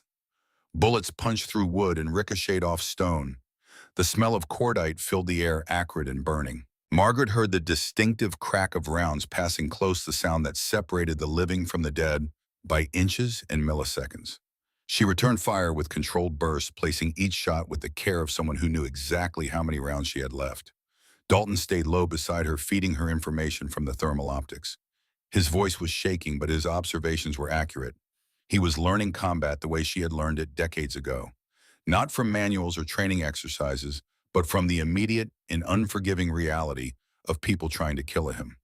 3 moving along the tree line, he reported. 200 yards. They are trying to flank the barn. Margaret relayed the information to Sullivan, who redirected Pike and Briggs to intercept. The flanking team walked into a crossfire that lasted 4 seconds and left all 3 of them on the ground. It was during the 3rd minute of this engagement that Webb fell. He was holding the southern choke point, the position Margaret had identified as the most critical. The one where a single defender could hold back a dozen attackers if they held their nerve and their aim. Webb held both. He held them with the quiet ferocity of a man who had spent his entire life preparing for exactly this kind of moment. The bullet took him through the chest. A clean shot from a marksman who knew his craft. Webb did not fall immediately. He fired 3 more rounds, each one finding its mark before his legs gave way beneath him. He slid down the wall of the stone barrier he had been using as cover, leaving a dark smear on the pale rock. Pike was closest. He dragged Webb behind cover, pressing his hands against the wound, but even in the darkness they both knew. Some wounds cannot be repaired by pressure and prayer. "Tell my wife," Webb whispered. Then nothing. Margaret heard the report over the radio and felt the words land like stones in her chest. She had known loss, had carried it for decades. But it never got lighter. The weight of a man's death never diminished with repetition. It only accumulated, building upon the losses that came before until the burden became almost too heavy to bear. She filed the grief away in the place where she stored such things and kept fighting. The Eastern assault broke at the 7-minute mark. 6 more of Dragunov's men lay scattered across the field. 3 had retreated wounded, dragging their injured back into the darkness. But the cost had been real. Webb was dead. Sullivan had taken a round through his left shoulder while shielding Dalton from a flanking maneuver. 2 other bikers carried wounds that would need attention before dawn. Sullivan sat against the barn wall, his face gray with pain, while Margaret worked on his shoulder with steady hands. The bullet had passed through clean, missing the bone, but the blood loss was significant. "You need to stay down," she told him, her voice brooking no argument. "You have lost too much blood to be effective in a fight." Sullivan grabbed her wrist with his good hand. His grip was still strong despite the wound. The iron in his eyes had not dimmed. "Worth it," he said through gritted teeth. "Every drop. That is what protecting family looks like." Margaret met his eyes and saw something she recognized. The same look Edward had given her in those final hours. Not surrender, not defeat, just the calm acceptance of a man who understood the cost of the choices he had made and would make them again without hesitation. She finished bandaging his shoulder and moved on. By 0345, the attacking force had been cut nearly in half. 12 men down. The surviving contractors had pulled back to regroup, their confidence shattered by resistance they had never anticipated. The intelligence that was supposed to give them an overwhelming advantage had become a trap. The old woman who was supposed to be an easy target had turned their assault into a massacre. But Margaret knew it was not over, because Dragunov himself had not shown. He was waiting, watching, learning from his men's failures. And somewhere in the darkness beyond the reach of their night vision optics, he was preparing to make his move. The radio crackled with a voice she had not heard in 40 years, but recognized instantly. "Nightingale, I know you can hear me." Margaret picked up the radio. Her finger hovered over the transmit button. Around her, the house held its breath. Men who had bet their lives that she was worth protecting, that standing against overwhelming odds was better than walking away, that some things mattered more than survival. She pressed the button. "Hello, Victor. It has been a long time." The response came immediately, sharp with satisfaction. 40 years I have dreamed of this moment every day, every single day in that frozen hell. Do you know what it is like spending 4 decades thinking about revenge, planning it, refining it, perfecting every detail? I know what it is like spending 4 decades trying to forget, trying to be someone else, trying to convince yourself that the past stays buried if you just run far enough. And yet here we are. The past never stays buried, does it? It follows us, waits for us, returns when we least expect it. Margaret could see figures still moving in the darkness beyond the tree line. Fewer now, much fewer, but still dangerous. "You have lost half your men, Victor. Soldiers you paid good money for, men with families of their own. And for what an old grudge, a 40-year-old promise made in handcuffs." The radio was silent for a long moment. When Dragunov spoke again, his voice had changed. The rage was still there, but beneath it, something else had surfaced. Something older and more wounded.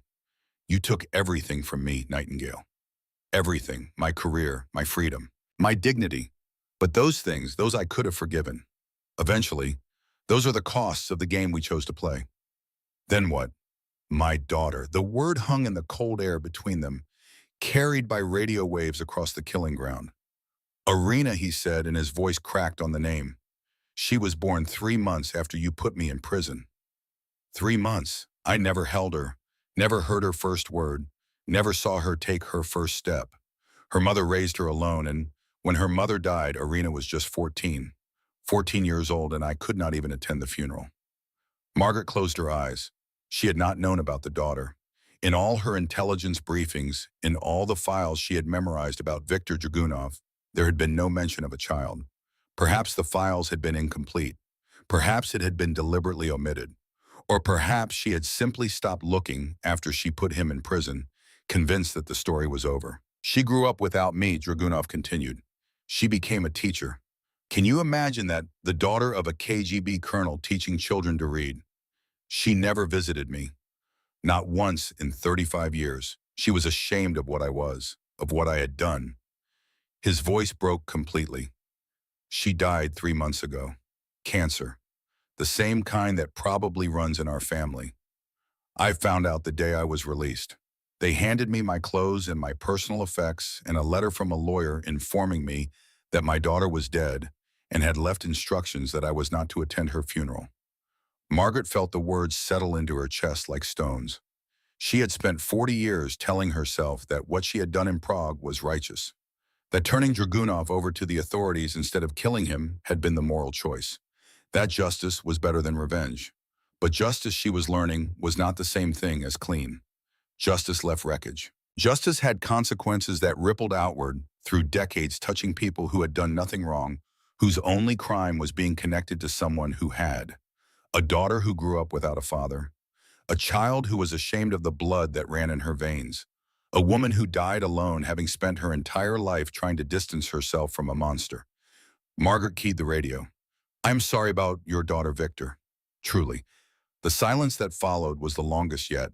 She could hear the wind moving through the pine trees, could hear the distant sound of a wounded man groaning somewhere in the darkness, could hear the slow, steady rhythm of her own heartbeat, the same heartbeat that had carried her through decades of violence and secrets and running. "Your sorrow means nothing to me," Dragunov said finally. But his voice suggested otherwise. His voice suggested that her words had found a crack in the armor he had spent 4 decades building. "Then come and end this. I am tired of waiting. Are you tired of waiting or tired of running? Tired of being Margaret Sinclair instead of Elena Rohr? Tired of pretending you are someone you are not?" She did not answer. The question did not require one, because the answer was yes. To all of it, she was tired of every mask she had ever worn, tired of every lie she had ever told, tired of the distance between who she was and who she pretended to be. "I am coming now," Dragunov said. "Just you and me, the way it should have been 40 years ago." Margaret set down the radio and looked around the barn loft.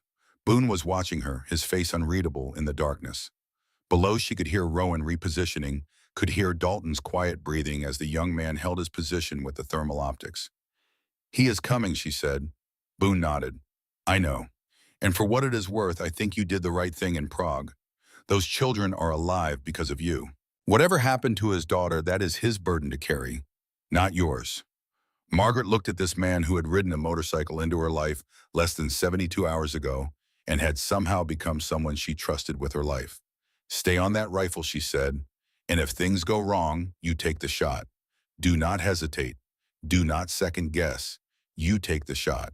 And if things go right, then nobody else dies tonight." He emerged from the tree line at 0400, alone, walking slowly, deliberately, a pistol in one hand and something else in the other.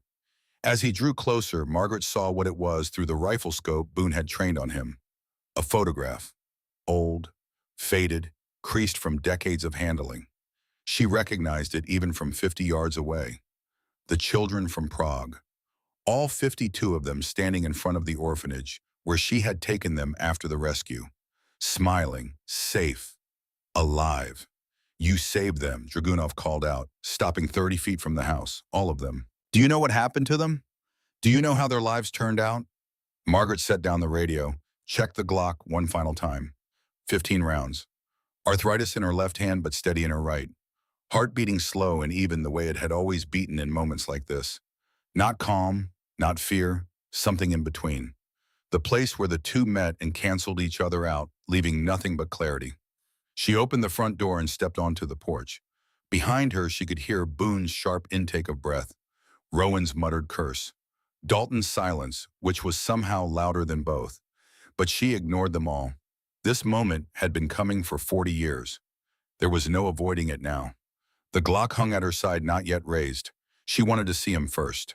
Wanted to look into the eyes of the man who had haunted her for 4 decades before either of them made a decision that could not be unmade. Dragunov stood in the pale glow of pre-dawn light. He was smaller than as she remembered, thinner. The decades had carved him down to essential components, like a sculpture weathered by wind, until only the hardest stone remained. His face was a map of years spent in darkness. Deep lines around eyes that had once been sharp as broken glass, but now held something she had not expected to see. Exhaustion. Bone-deep, soul-crushing exhaustion. The kind that came not from lack of sleep, but from carrying a weight too heavy for too long. The kind she recognized because she had carried the same weight herself. His suit was dark, expensive, incongruous against the Montana wilderness. A man dressed for a boardroom, standing on a killing field. His pistol was a Makarov, the old Soviet service weapon.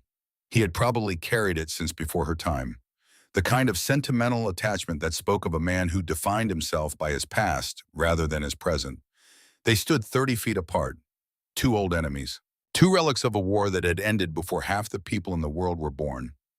The distance between them measured not in feet but in decades, in choices made and consequences endured, in children saved and children lost. They lived, he said, his voice carrying clearly in the cold morning air. All 52 of them. They grew up, had families, normal lives, doctors, teachers, engineers, all because of you. He held up the photograph. She could see it clearly now. The edges were soft from handling, the colors faded by time, but the faces were still visible. 52 children, most of them smiling. She had taken that photograph herself the morning after the rescue, standing in the courtyard of a Prague orphanage with a borrowed camera and hands that shook from exhaustion and relief. He paused, and when he spoke again, his voice cracked like ice breaking on a river in spring. And do you know what happened to my daughter Irina, the one I never got to see grow up? Because I was in prison. She died free, Margaret said quietly. That is more than those children would have had if you had sold them. She died alone. Dragunov's control shattered. 40 years of contained rage finally breaking free, like watching a dam collapse in slow motion. The water behind it dark and ancient and full of things that should have stayed buried. 35 years I rotted in that cell while you played house in America. She grew up without a father. She got sick and I could not even visit her. She died calling for me and I could not answer because I was locked in a cage on the other side of the world. You took everything from me. Margaret held her ground. The Glock was in her hand now, but she had not raised it. She stood on the porch of the house Edward had helped her build on the land she had chosen for its isolation and its sightlines and its distance from everything she had been. And she felt something she had not expected to feel. Compassion, not forgiveness. What Dragunov had done, the children he had sold, the lives he had destroyed, those things could not be forgiven. Not by her, not by anyone.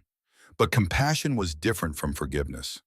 Compassion was simply the recognition that even monsters could suffer, that even the worst among us carried wounds that bled. You took it from yourself, she said, and her voice was gentler than either of them expected. Every child you sold, every life you destroyed.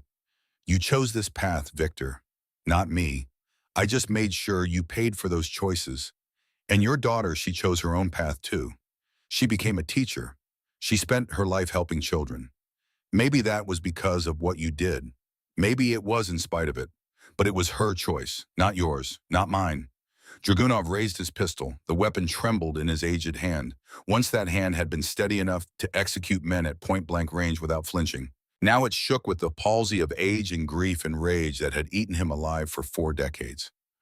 Margaret raised the Glock. Her hand was steady, despite the arthritis, despite the years, despite everything. The muscle memory was there encoded so deeply that no amount of time could erase it. She sighted center mass the way she had been trained, the way she had practiced 10,000 times in ranges across 3 continents. 2 old warriors, facing each other across 40 years of hate and choices and consequences neither could undo. The air between them thick with ghosts. 52 children who had grown into adults. A daughter who had lived and died without knowing her father. A husband who had died squeezing his wife's hand. An agency that had burned its files and buried its secrets. A world that had moved on, leaving these two standing in the wreckage of a war that most people had forgotten was ever fought. Do it, Dragunov whispered. His accent thicker now, the English breaking apart under the weight of emotion. End this, please. I am so tired.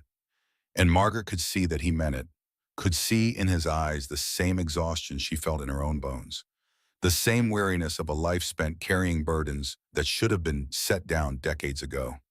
She could end it, one pull of the trigger, one bullet, and Viktor Dragunov would join the list of ghosts that already haunted her. Another name to add to the silent roll call she carried in her heart.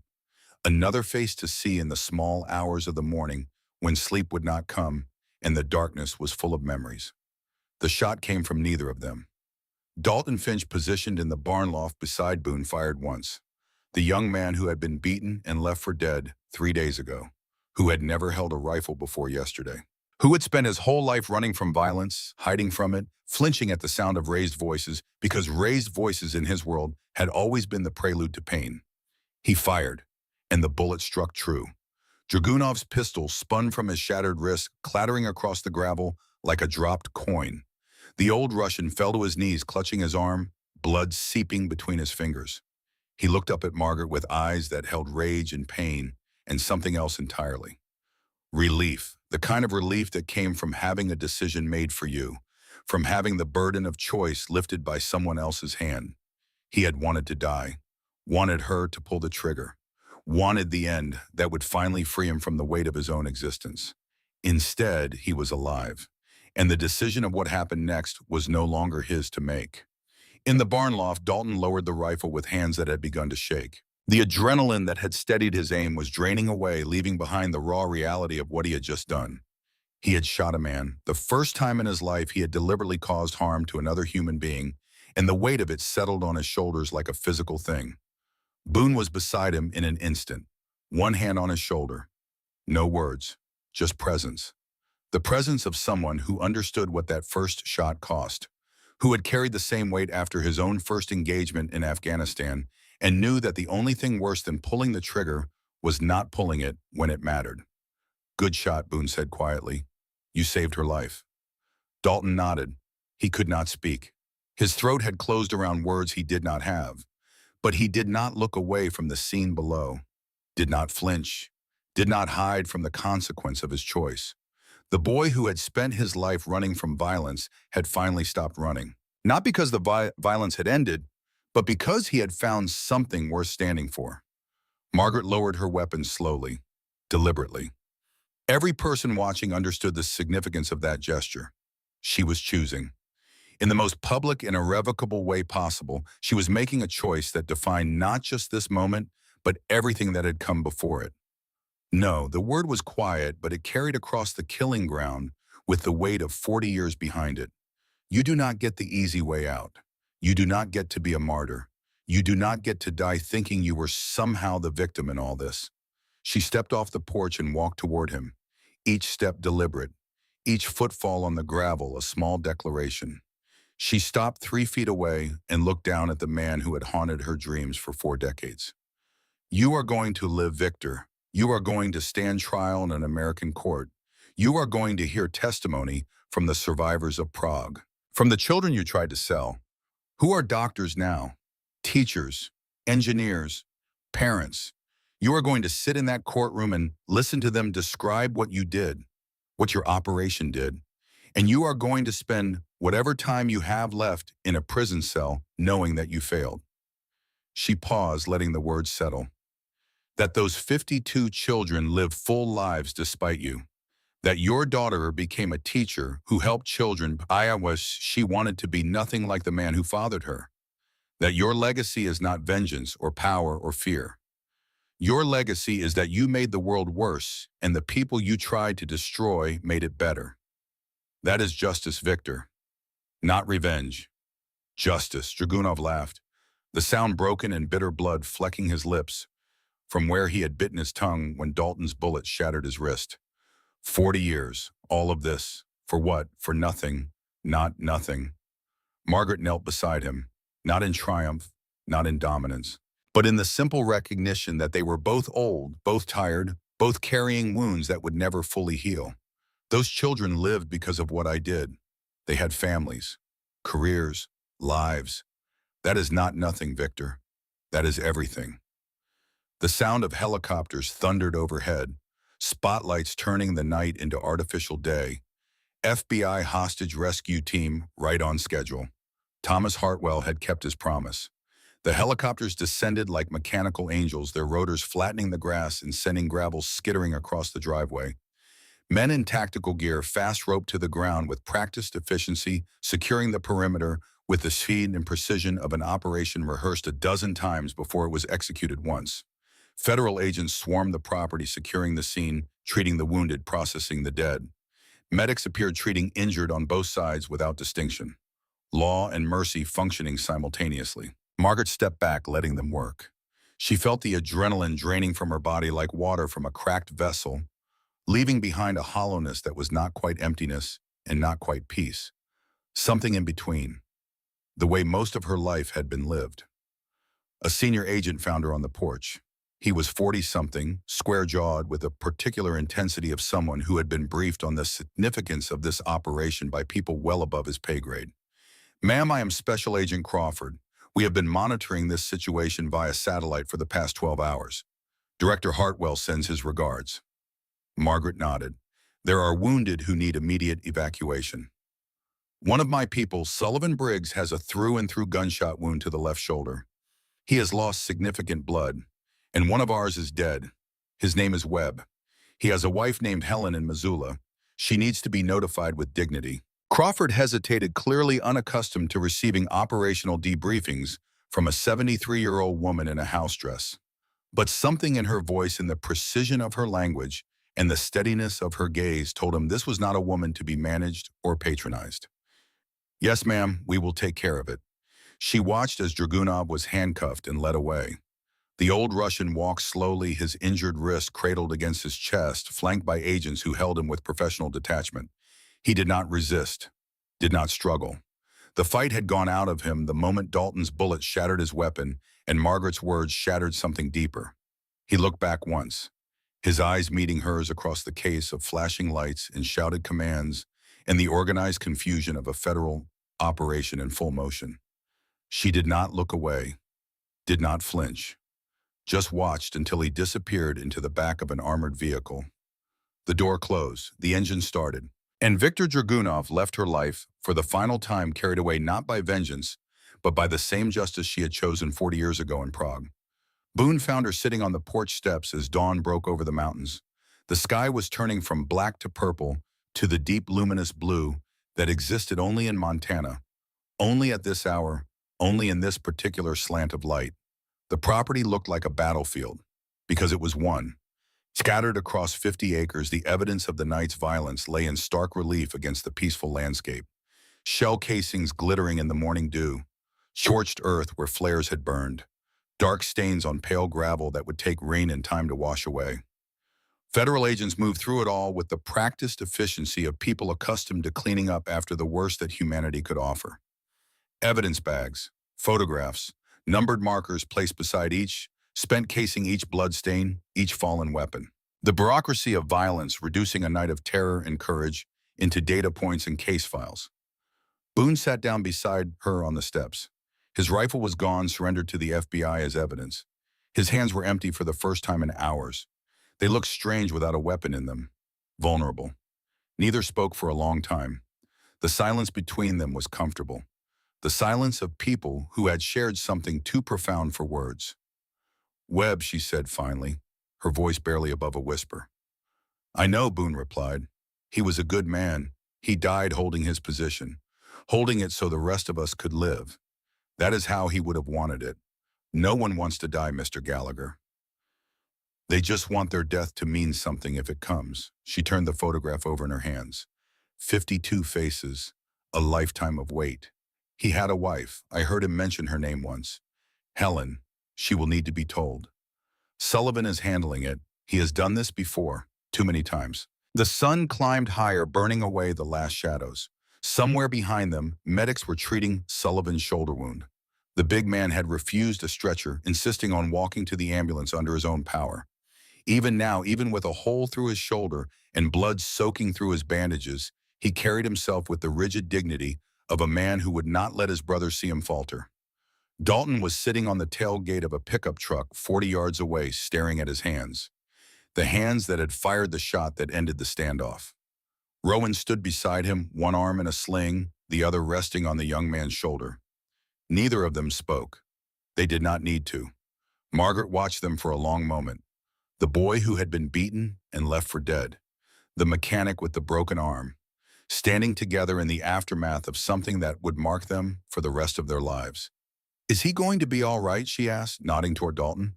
Boone followed her gaze. He will be. It is a hard thing the first time you pull a trigger on a real person. Takes a while to sort through it, but he did the right thing. He saved your life. He saved all of us. She stood her knees protesting with the familiar ache that had become her constant companion. The Glock was still tucked in the small of her back. She removed it, ejected the magazine, cleared the chamber, and set the weapon on the porch railing with a finality that felt like setting down a stone she had been carrying uphill for decades. I think I am done with guns, she said quietly. Boone looked at the weapon, then at her. A smile crossed his face. The first genuine smile she had seen from him since the morning they met. I think you have earned that. The weeks that followed were strange, quiet in a way that felt unfamiliar. Like the silence after a thunderstorm when the air is clean and charged and everything smells of rain and new beginnings. The FBI investigation took most of November. Agents came and went asking questions that Margaret answered with the selective honesty of someone who had spent decades navigating the space between truth and classification. She told them what they needed to know, omitted what they did not. Thomas Hartwell had arranged for certain aspects of her history to remain sealed classified under executive order, untouchable by prosecutors or journalists or anyone else who might come looking.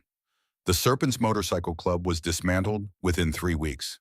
DEA agents, armed with intelligence that Judith Pemberton had quietly channeled through official channels, executed simultaneous raids on 6 properties across Montana, 23 arrests, enough drugs to fill a shipping container, enough weapons to arm a small militia. The network Viktor Dragunov had built with Russian money and criminal ambition dismantled in a single coordinated operation. Holt testified in exchange for a reduced sentence. Margaret had recommended leniency in her statement to the FBI. The boy had made a mistake born of fear and desperation, not malice. He had turned it around when it mattered. That counted for something. Webb was buried on a Tuesday. Gray sky, cold wind, the kind of weather that made funerals feel honest. The Iron Wolves rode in formation behind the hearse engines, rumbling like a prayer spoken in a language only they understood. Margaret rode with Boone sitting behind him on a borrowed Harley the Iron Wolves vest she had not yet earned pressed against her chest. Helen Webb, a quiet woman with strong hands and steady eyes, accepted the folded flag that Sullivan presented with a nod that said she understood. That she had always understood the risks. That she had loved her husband, not despite the danger, but within it. After the service, Helen found Margaret standing by herself at the edge of the cemetery. The two women looked at each other for a long moment. 2 widows. 2 women who had lost the men they loved and found ways to keep living anyway. He talked about you, Helen said. Called you the toughest lady he had ever met. Said you reminded him of his grandmother. Used to carry a shotgun in one hand and a Bible in the other. Margaret smiled through the ache in her chest. He held the line when it mattered. He saved lives, that night, including mine. I wish I could have saved his. Helen took her hand, squeezed it once, firm and final. He chose to be there. Same as you chose to take those boys in. Same as you chose to fight instead of run. We all make our choices.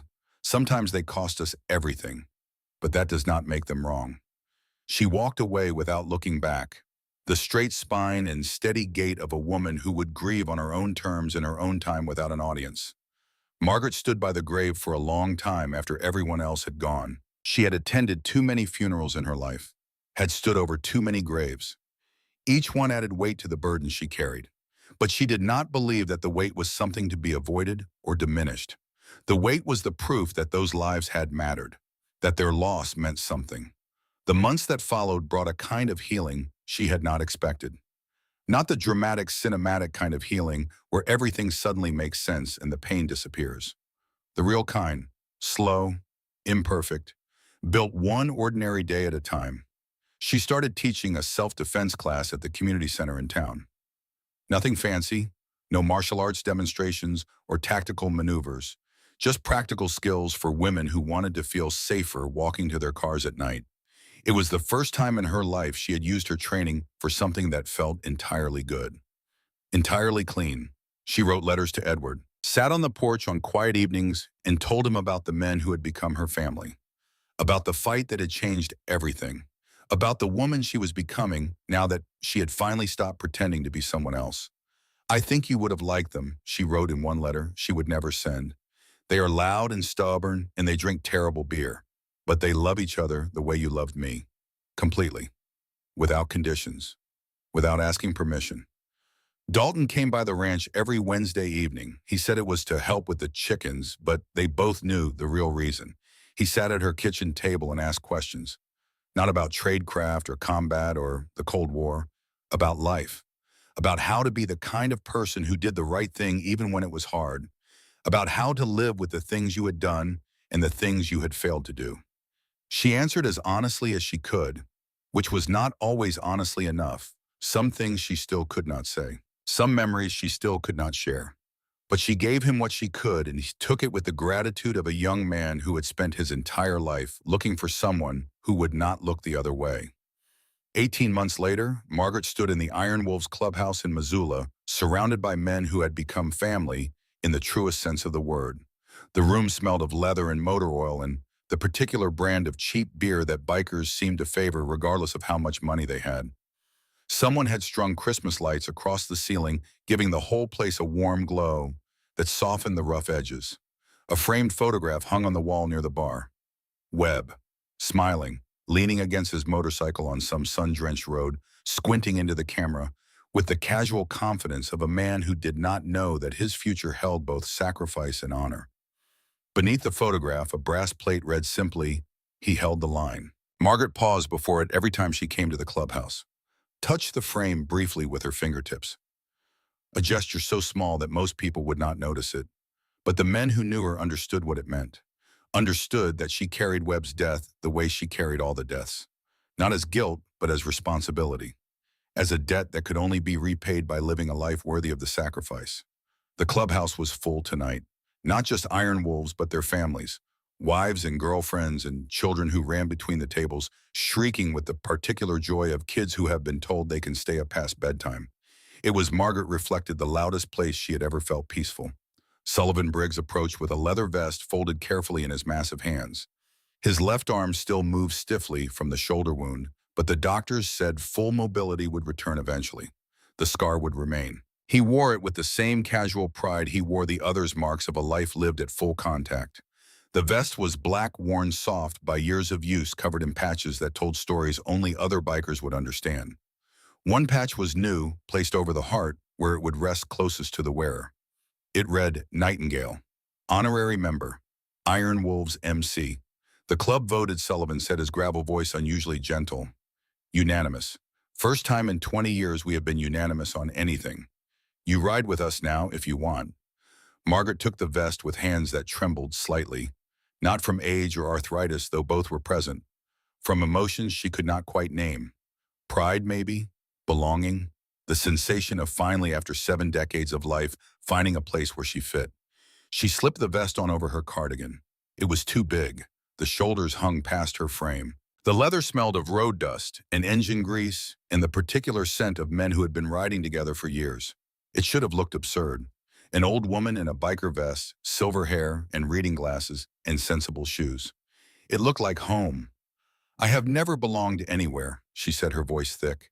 "Never had a family except Edward, and he has been gone 8 years now. I thought I would die alone." "You have family now." Boone stepped forward, Rowan and Dalton flanking him. All three bore scars from that night. Boone's head wound had left a thin white line through his hair. Rowan's arm was still in a brace, healing slower than doctors had hoped.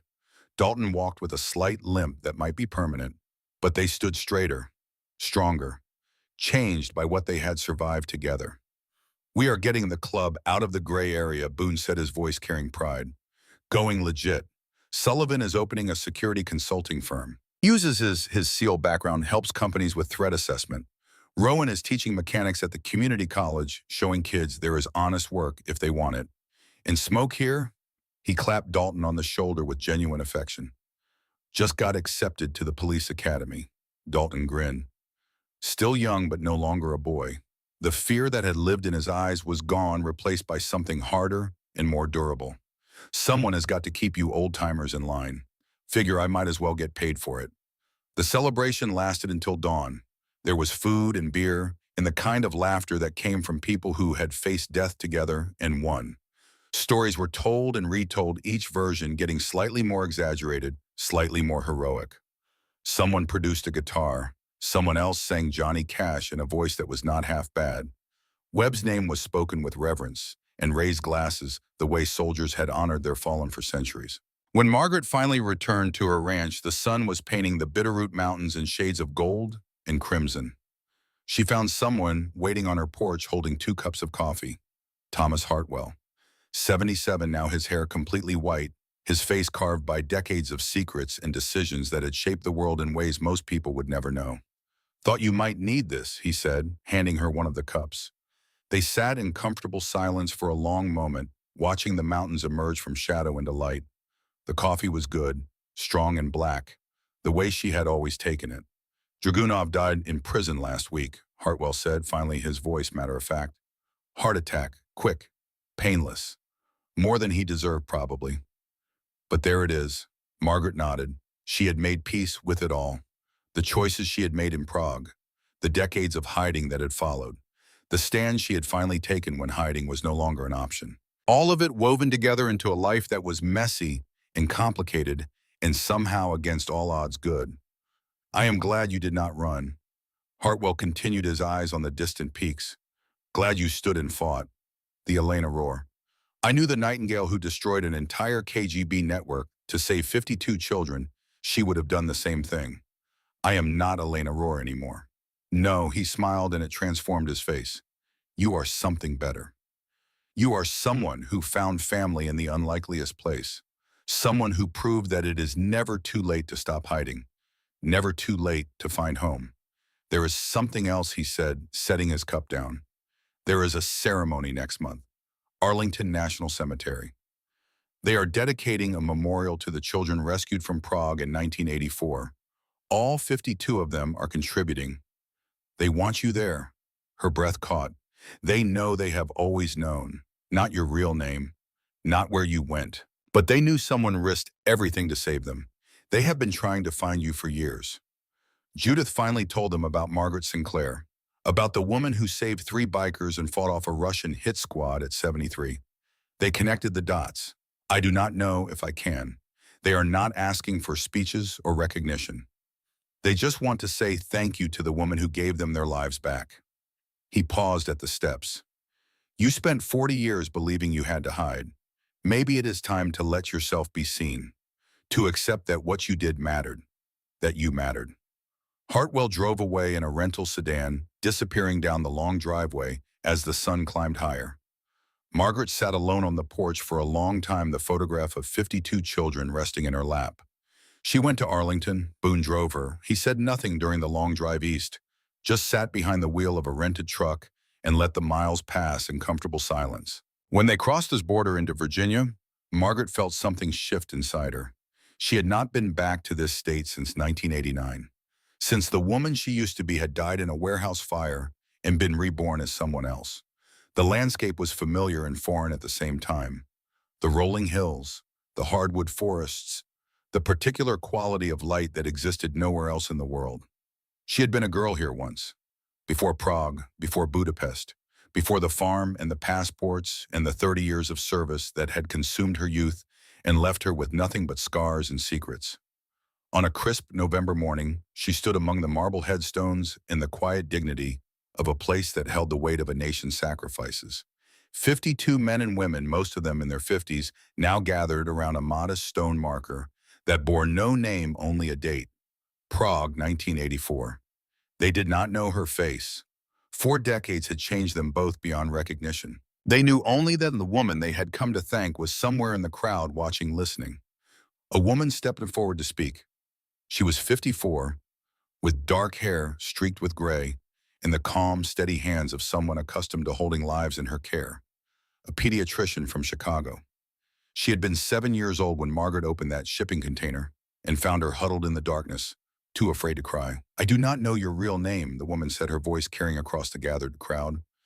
"I do not know where you live or what you have done in the years since you saved us. But I want you to know that I became a doctor because of you. Because someone showed me at 7 years old that there were people in this world who would fight for children they had never met, who would risk everything for strangers. She paused, her composure wavering for just a moment. I have spent my career caring for children, thousands of them. And every time I hold a sick child's hand, every time I sit with a frightened parent, every time I fight for a life that the statistics say cannot be saved, I think of you. I think of the woman who opened that door and let the light in. Margaret felt tears on her cheeks. She had not cried since Edward died, had not allowed herself that particular vulnerability. But standing here among the graves of heroes and the living proof of her greatest choice, she could not hold it back. The woman looked out at the crowd, searching. If you are here, she said softly, if you can hear me, thank you. For all of us, thank you for stopping. Margaret stepped forward. She did not plan it, did not make a conscious decision. Her feet simply moved, carrying her toward the woman she had saved 40 years ago. The woman she had carried in her memory through decades of hiding and pretending to be someone else. Their eyes met, and in that moment recognition passed between them. Not of faces or names, but of something deeper. The connection between a woman who had saved a child's life and the child who had grown up to save others. The doctor took Margaret's hand. Her grip was warm and firm and alive. It is you, she whispered. Margaret nodded. She could not speak. The words would not come through the tightness in her throat. They stood together in the November sunlight, surrounded by marble and memory, and the quiet understanding that some choices echo forward through decades, rippling outward in ways their makers can never predict. Margaret drove back to Montana that evening, Boone beside her this time, taking a turn at the wheel while she slept against the passenger window. For the first time in as long as she could remember, she slept without dreaming, without waking in the small hours to check the windows and listen for engines, without reaching for a weapon that was no longer there. She slept the way people sleep when they are finally irrevocably safe, not from the world. The world would always be dangerous, but from themselves, from the weight of secrets carried too long and truth is spoken too late. The highway unwound before them like a ribbon of asphalt stretching toward the mountains and the life she had built among them. The Iron Wolf's vest lay on the back seat beside the photograph of 52 children and a small envelope the doctor from Chicago had pressed into her hand before they parted.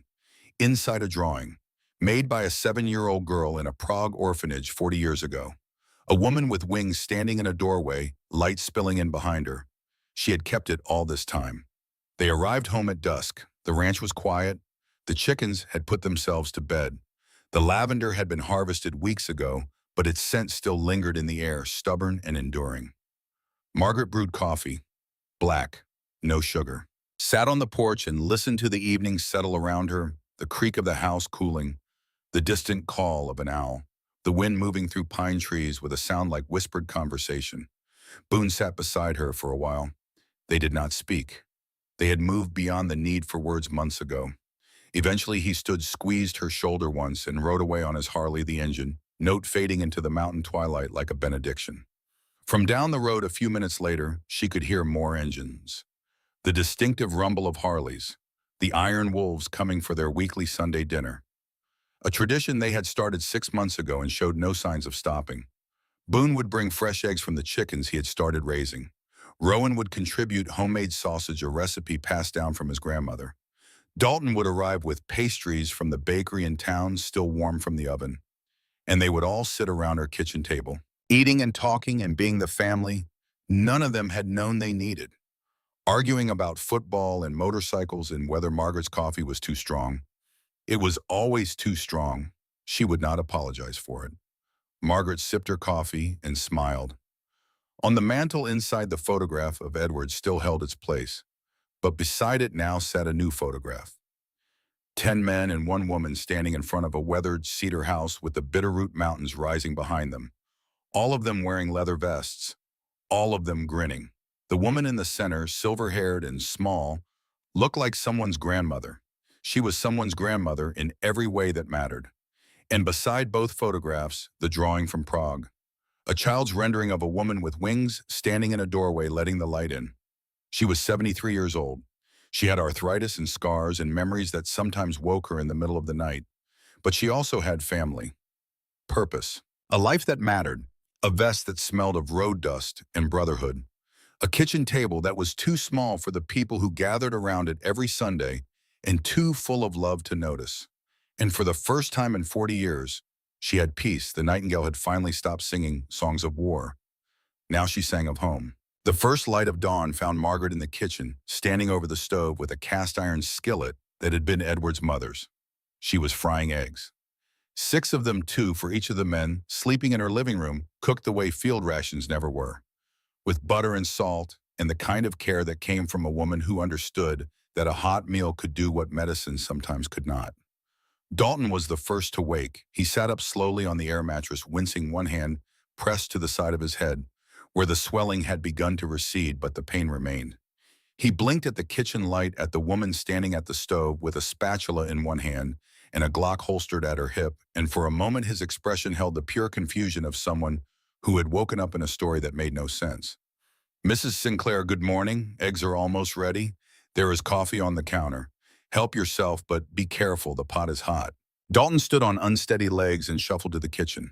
He poured himself a mug of coffee with hands that still trembled slightly, whether from the concussion or from the memory of the previous day. Margaret could not tell. He took a sip and grimaced. "This is strong." "Yes, it is."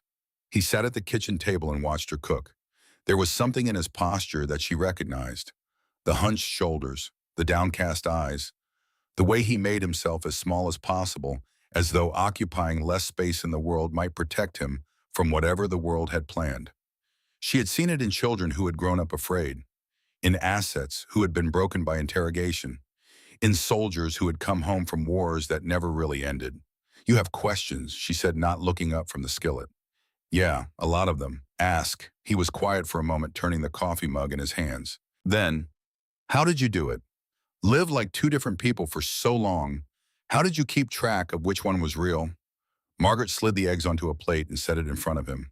She sat down across the table, her own mug of coffee untouched, and considered the question with the seriousness it deserved. "I did not keep track," she said. "That is the honest answer. For the first few years, Elena Rohr was real, and all the other names were masks. But after Prague, after I burned everything down and faked my death, Elena stopped feeling real too. She became another mask, another identity that belonged to someone I used to be." She looked at the mug in her hands, the chipped ceramic, the faded floral pattern, the same mug she had used every morning for 15 years.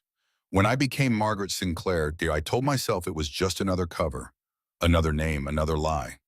But then I met Edward, and he did not fall in love with Elena Rohr or Nightingale or any of the other women I had been. He fell in love with Margaret, the woman who planted lavender and went to church and made jam from the raspberries that grew wild along the fence line. And somewhere in there I realized that Margaret was not a lie anymore. She was who I had become." Dalton processed this. His eggs sat untouched, cooling on the plate. "Do you miss her, Elena? I mean, every day, the way you miss someone who died? Because she did die. In that warehouse in Budapest, the woman I had been for 39 years ceased to exist. What walked out of those ashes was someone new. Someone who had to learn how to live without a mission, without a purpose, without anyone telling her who to be or where to go or what to do next." She paused, a faint smile crossing her lips. "Do you know what the hardest part of retirement was? Not the loneliness, not the paranoia, not even the nightmares, though. God knows those were bad enough. The hardest part was going to the grocery store. 30 years of classified service, and I could not figure out how to buy tomatoes without scanning the parking lot for surveillance teams." Dalton almost smiled. "Almost. Eat your eggs," she said. "They are getting cold, and we have a long day ahead of us." He picked up his fork and ate, and Margaret watched him with the quiet satisfaction of a woman who had fed too many people their last meal and was grateful, deeply grateful, to be feeding someone their first meal of a new life instead. Boone and Rowan woke within minutes of each other, drawn by the smell of coffee and eggs and the particular domestic normalcy that seemed impossible given the circumstances. They ate in near silence, the 3 men processing the events of the previous day in their own ways. Boone stared out the window, his tactical mind already working through defensive scenarios. Rowan examined his broken arm with the grim pragmatism of a man who had been injured before and knew the difference between pain that healed and pain that did not. Dalton ate slowly, methodically, like someone who had learned not to waste food because he had spent too many nights without it. Margaret cleared the dishes and brewed a second pot of coffee. She moved through the kitchen with the easy efficiency of a woman in her own space opening cabinets without reaching for things by muscle memory. But her eyes kept drifting to the window, to the road, to the distance between here and whatever was coming. "I need to make a call," she said, drying her hands on a dish towel. "And then we need to talk about what happens next." She stepped onto the porch with the satellite phone. The morning air bit at her cheeks, sharp with frost. Her breath made small clouds that dissolved into nothing, the way all breath eventually dissolved. The way all people eventually dissolved. Into memory. Into dust. Into the silence that waited at the end of every story. She dialed the number for Judith Pemberton. It rang 4 times before a woman answered. "Who is this?" The voice was cautious, wary. A voice that had learned not to trust unexpected calls. The voice of a woman who had spent her career in the shadows and never fully stepped back into the light. "Judith, it is Maggie." A long pause, the kind of pause that held decades inside it. Years of friendship and shared danger and the particular bond that formed between people who had kept each other alive in places where death was not just possible but expected. "Maggie Sinclair, after all these years. I thought you were dead." "I was, for a while. But the dead have a way of coming back when they are needed." She explained the situation quickly, efficiently. Judith listened without interrupting. When Margaret finished, there was another long silence. She could picture Judith in whatever modest house or apartment she had retired to. 68 now, probably surrounded by books the way she had always been. Probably wearing reading glasses that she refused to admit she needed. "I am 68 years old," Maggie Judith said when she finished. "I have been out of the game for 20 years. What exactly do you think I can do? You still have contacts. People who owe you favors. I need information on Dragunov's current operation. Where he is based, who he is working with, what resources he has access to. Can you get that?" Another pause. Shorter this time. The hesitation of a woman who knew she should say no but could not bring herself to do it. Because some bonds, the bonds forged in the fire of shared service and secret war, did not break. They bent. They stretched. They went dormant for decades. But they did not break. "Give me 4 hours." The line went dead. Margaret set the phone down and looked at the 3 men who had become her unlikely allies. Dawn was breaking over the Bitterroot Mountains, painting the sky in shades of fire and gold. A new day was coming, bringing with it threats and challenges that would test everything she had left. But she was not alone anymore, and that she thought might make all the difference. The hours before the Iron Wolves arrived were spent in preparation of a different kind. Margaret taught Dalton how to apply a pressure bandage with one hand, showed Rowan how to use the shotgun despite his broken arm, propping it against a window frame for stability. Walked Boone through every inch of the property, pointing out the natural features that could serve as cover, as concealment, as kill zones. They moved through the landscape like soldiers on a reconnaissance patrol. Margaret in front, her silver hair catching the light, her arthritic hands pointing and gesturing with the precision of a combat instructor. Boone beside her, absorbing every detail with the concentration of a man who understood that knowledge of terrain could mean the difference between living and dying. "This ridge," she said, stopping at a granite outcropping that overlooked the eastern approach to the property. "Natural firing position, elevation advantage, limited exposure. A good shooter could hold this position against a dozen men if they had enough ammunition and enough patience." Boone studied the terrain with professional appreciation.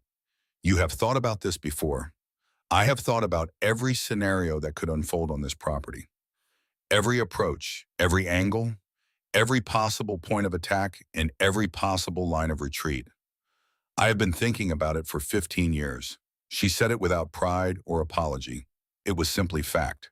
The way a mechanic knew the sound of an engine or a doctor knew the feel of a pulse. She knew this land the way she knew her own body. Intimately, completely, with the kind of knowledge that came only from obsession. Back at the house, she made one final preparation that the men did not see. In her bedroom behind the closet door, she had tacked a small piece of paper to the inside of the frame. It had been there since the day she moved in. A list of names, 52 of them, written in her own handwriting, small and precise in ink that had faded but never disappeared. She read them aloud the way she did every night before she slept. A prayer of sorts, or a promise, or simply a reminder that what she had done, the choices she had made, the life she had lived, had been for something. When she reached the last name, she closed the closet door and walked back to the kitchen where three men waited for her. Three men who did not know about the list. Who did not know that every night for 15 years, a 73-year-old woman had stood in her closet and whispered the names of 52 children she had pulled from the dark. Some rituals were private, some prayers were meant to be spoken only to oneself and to whatever force divine or otherwise might be listening. The coffee had gone cold. She poured it out and made a fresh pot. The morning was still young. There was work to be done. Chenso Tron Dang Chuki Sullivan Be Bang Ba Morong Kanchindo. Between the first and second waves, there was a lull that lasted approximately 12 minutes. 12 minutes that felt like 12 hours. 12 minutes in which the only sounds were the groaning of wounded men in the darkness and the distant crack of a branch breaking under someone's weight. Margaret used those 12 minutes the way she had been trained to use every pause in combat. She repositioned, checked ammunition, assessed casualties, moved from position to position, touching each defender on the shoulder as she passed. A small gesture, human contact, reminding them that they were not alone, that someone was watching, that someone cared whether they lived or died. Pike had taken shrapnel from a ricochet, a small piece of stone that had embedded itself in his left forearm. He was wrapping it with a torn piece of his own shirt, his face set in the grim lines of a man who had learned to treat his own wounds in worse conditions than these. "Let me see that," Margaret said, kneeling beside him. "It is fine, just a scratch. It is not a scratch, it is a fragment wound that will get infected if it is not cleaned and dressed properly. Hold still." She cleaned the wound with antiseptic from her medical kit, the same kit she had retrieved from the steel case in the barn. Pike watched her work with an expression that mixed gratitude and something close to wonder. "You really were some kind of spy, huh?" "I prefer the term intelligence officer. Spies are the people we recruit. Officers are the ones who do the recruiting. Same thing, is it not?" "Not even close." She finished the bandage and moved on.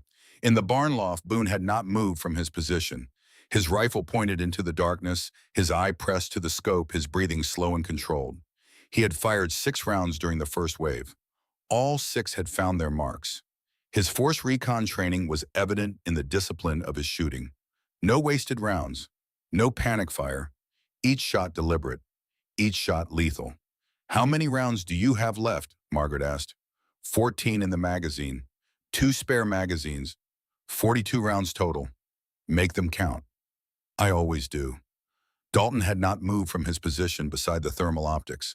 His face was pale in the darkness, lit only by the faint green glow of the screen. His hands were steady on the equipment, but his breathing was too fast. Shallow. The breathing of someone fighting against fear with nothing but willpower. Margaret placed her hand on his shoulder. "Breathe," she said. "In through the moon, out through the mouth, slow, controlled. Fear wants to speed everything up. Your job is to slow it down." He followed her instructions, his breathing gradually steadying. After a moment, he looked up at her. "Mrs. Sinclair, are we going to die tonight?"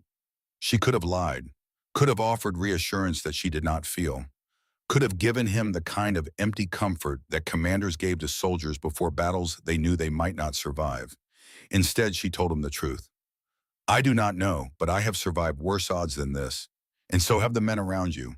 We are not helpless, and we are not alone. That counts for more than you might think. What if it is not enough? Then we make it enough, one decision at a time, one shot at a time, one breath at a time. That is all any of us can do. Focus on the next thing, not the thing after that, not the thing after that, just the next thing." He nodded. His breathing had steadied, the color was returning to his face.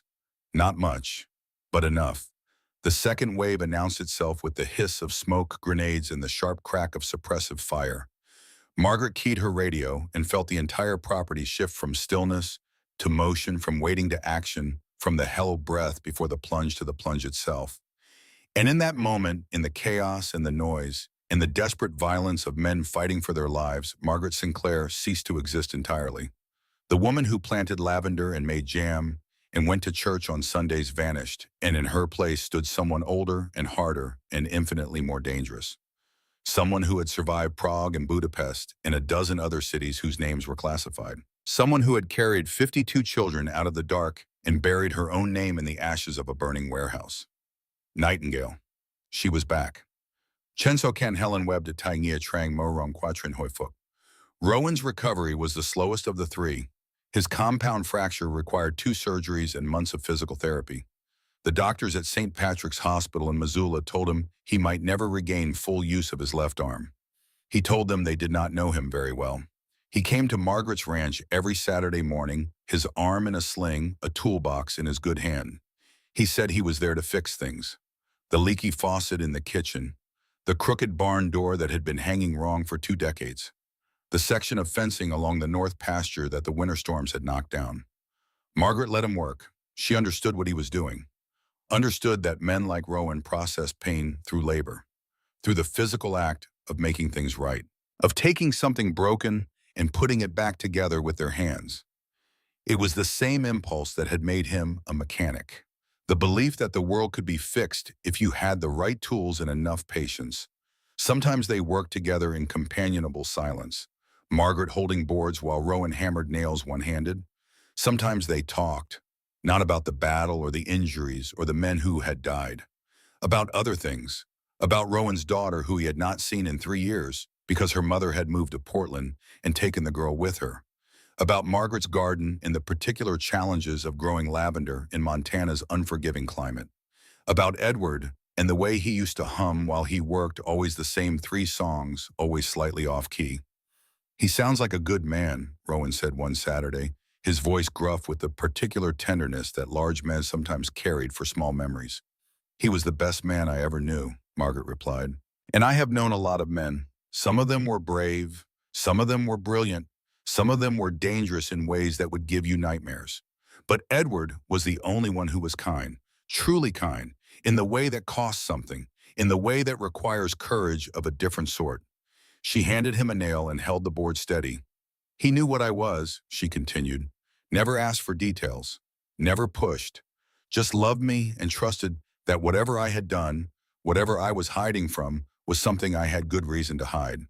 He built that cellar for me without asking a single question. Built it with his own hands. Reinforced the walls. Installed the ventilation system. And when it was finished, he kissed me on the forehead and said, 'Now you are safe, Maggie. Now you can rest.'" Rowan was quiet for a long time, driving nails with methodical precision. "I think that is why the club voted you in," he said finally. "Not because of the fighting, not because of the spy stuff. Because you remind us of what it looks like when someone cares enough to build something worth defending.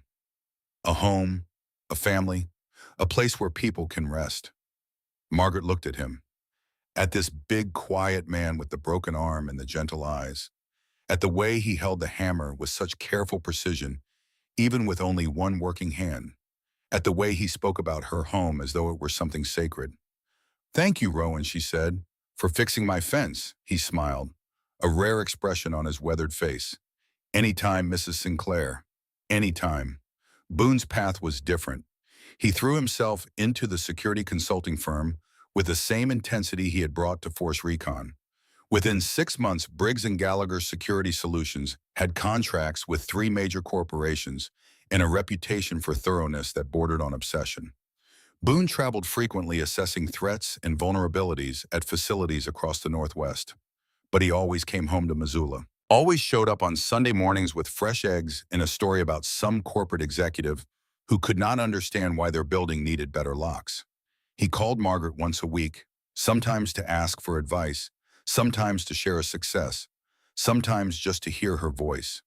The conversations were never long. Neither of them were given to lengthy phone calls, but they were consistent, reliable. The kind of contact that said, "I am here, and you are not forgotten, and this thing between us, this family we built from blood and circumstance, it is real." One evening about 8 months after the battle, Boone arrived at the ranch unannounced. He sat on the porch steps with a bottle of whiskey and 2 glasses and did not speak for nearly 30 minutes. Margaret sat beside him, drinking her glass slowly, watching the sun go down, waiting. "I had a nightmare," he said finally. His voice was flat, controlled. The voice of a man who had learned to discuss terrible things without letting them touch him. "About that night, about the men I killed." Margaret waited. "I have had nightmares before. Afghanistan was full of them. Men I killed, friends I lost, choices I made that I cannot unmake. But this one was different. In this one, I was not shooting at soldiers. I was shooting at men who were trying to kill an old woman who reminded me of my grandmother. He poured himself another glass. And in the dream, after it was over, I walked through the property and counted the bodies. And every single one of them had the face of someone I knew. My father, my brother, Boone, who died in Helmand, Rodriguez, who stepped on an IED outside Kandahar. And I realized that the dream was not about the killing. It was about the cost. The accumulated cost of every life I have taken, every trigger I have pulled, every time I chose violence, because I could not see another way. Margaret set her glass down. I have had that dream, she said. Different faces, different places, but the same dream, the cost dream, the one where you walk through the wreckage and realize that every person you have ever harmed is connected to you now, permanently, that their faces will live in your memory for as long as you live, whether you want them there or not. How do you live with it? She considered the question carefully. The same way you live with anything that cannot be changed, you carry it, you acknowledge its weight. You do not pretend it is not there. And you try every day to make choices that add something to the world instead of taking something away. Not to make up for what you have done. You cannot make up for it, but to prove that you learned something from it, that the cost was not wasted. Boone stared at the mountains for a long time. The sun had gone down. The sky was deepening from gold to purple to the vast star-scattered black of a Montana night. Thank you, he said. For what? For not telling me it gets easier. It does not get easier. It gets different. The weight does not go away, but you get stronger. And eventually, if you are lucky, you find people who help you carry it. He looked at her then, and in the darkness she could see the shine of something in his eyes that might have been tears, but might also have been starlight. I think I found those people, he said quietly. Margaret put her hand on his arm, the same gesture she had made in the barn loft the night before the battle. Small, brief, but carrying everything that needed to be said. I think you did too. Chen Truk Ken Arlington Morong Ken Dalton Tai Hoc Vien Ken Sat. Dalton's acceptance into the police academy was the subject of considerable discussion among the Iron Wolves. Some of them found it hilarious. The prospect, who had never thrown a punch in his life, who had spent his youth hiding from violence rather than seeking it, was going to become a cop. Others found it appropriate. A young man who knew what it felt like to be helpless, choosing to become someone who helped the helpless. There was a symmetry to it that appealed to men who believed in things like fate and karma and the universe having a sense of humor. Margaret drove him to the academy on his first day. He sat in the passenger seat of her old truck, wearing clothes he had bought with money he had earned, working at the community center, his hair cut short, his face clean-shaven, looking for all the world like a different person than the bleeding boy who had been dumped in her driveway a year and a half ago. Nervous, she asked. Terrified. Good. Remember what I told you about fear, that it is the prerequisite for courage. That is right. You cannot be brave without first being afraid. And you, Dalton Finch, are about to become very brave indeed. He looked out the window at the academy buildings, low functional structures that held the promise of something he had never had before. Structure, purpose, a place in the world that was his by right and not by accident, Mrs. Sinclair. Yes, that night when I took the shot, when I hit Dragunov's hand and the gun went flying. I did not think about it. I did not aim or calculate or do any of the things you taught me. I just saw him raising the pistol toward you, and my body moved before my mind could catch up. I pulled the trigger because the thought of losing you was more frightening than the thought of taking a life.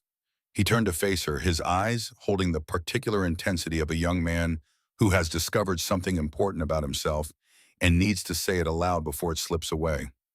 I think that is what courage is, not the absence of fear, not even the management of fear. It is having something you are more afraid of losing than you are afraid of the danger in front of you. For me, that night it was you, the idea that you might die, that the woman who saw me when nobody else did, the woman who stopped when everybody else kept walking, might be taken from the world. Margaret's hands tightened on the steering wheel. She blinked hard twice against the moisture that threatened to blur her vision. I think you are going to make a very fine police officer, Dalton. He smiled, the real smile. The one that had been hiding behind the fear for 25 years, waiting for the moment when it was safe to emerge. I learned from the best. She watched him walk through the academy gates, straight back, steady stride, hands at his sides no longer trembling. He did not look back. He did not need to. He knew she was watching. He knew she would always be watching. Margaret sat in the truck for a long time after he disappeared inside. She thought about the list in her closet, the 52 names she whispered every night. She would add a 53rd tonight, not because Dalton had been rescued from a shipping container in Prague, but because he had been rescued from something equally dark, from a life without love or safety or the simple belief that someone in the world gave a damn whether he lived or died. 53 names now. 53 reasons to believe that what she had done with her life, all of it, the lies and the killing and the decades of hiding, had been worth something. She started the truck and drove home. The mountains were waiting. Chenso Kankoi Epilogue Morong Ket Tho Quan Chin. On a Sunday morning in late spring, nearly 2 years after the night that changed everything, Margaret woke to the sound of Harleys on her driveway and the smell of coffee she had not made. She lay in bed for a moment listening, the familiar rumble of engines, the sound of boots on gravel, laughter male and boisterous and completely inappropriate for 7 in the morning. Someone was arguing about something. Someone else was singing badly in a voice that might have been Boone's but was too off-key to be certain. She smiled, drew back the covers, dressed in jeans and a flannel shirt that had been Edward's, put on the Iron Wolves vest that hung on the back of her bedroom door, the vest with the nightingale patch over the heart. The kitchen was already full when she got downstairs. 10 men, 3 women, and 4 children of various ages all crammed into a space that was designed for 2 people and a cat. Boone was making eggs at the stove. Rowan was arm wrestling with Pike, using his newly rehabilitated left arm and losing cheerfully. Sullivan sat in the corner with a grandchild on each knee telling a story that was almost certainly exaggerated and absolutely inappropriate for children under 12. Dalton stood by the counter in his police academy uniform, pouring coffee with the careful precision of someone who had been instructed repeatedly not to spill anything in Mrs. Sinclair's kitchen. He had graduated 3rd in his class. Margaret had been in the front row at the ceremony wearing the same dress she had worn to Edward's funeral, sitting between Boone and Sullivan crying for the 2nd time in 8 years. The first time had been at Arlington. This time the tears were for something different. Not grief, not loss, joy. The pure, uncomplicated joy of watching someone you love become the person they were always meant to be. "Good morning, Sleeping Beauty," Boone said, handing her a mug of coffee without looking up from the stove. "French roast, black, no sugar, the way you like it." Margaret took the mug and looked around her kitchen, at the chaos and the noise and the beautiful, improbable mess of it all, at the children chasing each other around the table, at the men who had stood beside her in the darkness and chosen to stay, at the women who had come into their lives since then drawn by the particular magnetism of men who had learned what mattered and were no longer willing to pretend otherwise. She thought of Edward, of the way he would have loved this, would have been right in the middle of it, flipping pancakes and making terrible jokes and sneaking pieces of bacon to the dog they did not have because Margaret had never gotten around to getting one. Maybe she would get a dog, something big and stupid and friendly, the kind of dog that knocked things over with its tail and slept on the couch and made the house feel less empty on the weekday mornings when the Iron Wolves were not there. Or maybe she would not. Maybe the house was not empty anymore. Maybe it had not been empty for a long time. She sipped her coffee and walked to the window. The Bitterroot Mountains stood in the morning light, their peaks white with the last of the winter snow. The lavender beds were just beginning to show green, tiny shoots pushing up through the soil toward a sun they could not see, but somehow knew was there. Behind her, the noise continued. The arguments and the laughter and the clatter of plates and the particular kind of chaos that only existed in places where people felt safe enough to be loud. To be themselves, to take up space in the world without apologizing for it. Margaret Sinclair, Elena Rohr, Nightingale, Catherine Wolfe, Sarah Davidson. She had been all of these women, had worn their names like armor, like disguises, like the shed skins of lives she had lived and left behind. But standing in her kitchen on a Sunday morning in Montana, surrounded by a family she had never expected, and a peace she had never believed possible, she realized that none of those names mattered anymore. What mattered was this: the eggs on the stove, the coffee in her hand, the laughter in her kitchen, the mountains outside her window, The vest on her shoulders with the patch that read Nightingale, not because it was her code name, but because it had become something else entirely.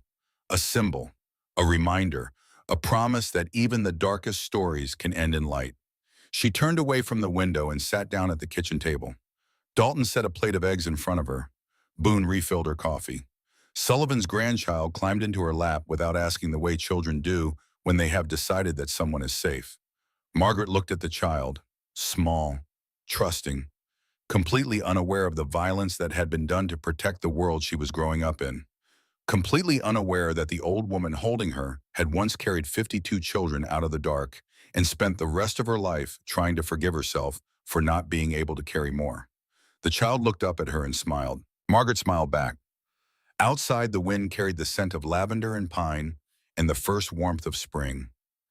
The mountains stood where they had always stood, patient and eternal, watching over a valley where an old woman had finally found what she had spent her whole life looking for. Not safety, she had had safety. Not purpose, she had had purpose. Not even family, though that was closer to the truth than anything else. Home, she had found home. And that, Margaret thought as she held the child in her lap and listened to the laughter of the people she loved, was the only ending that had ever mattered.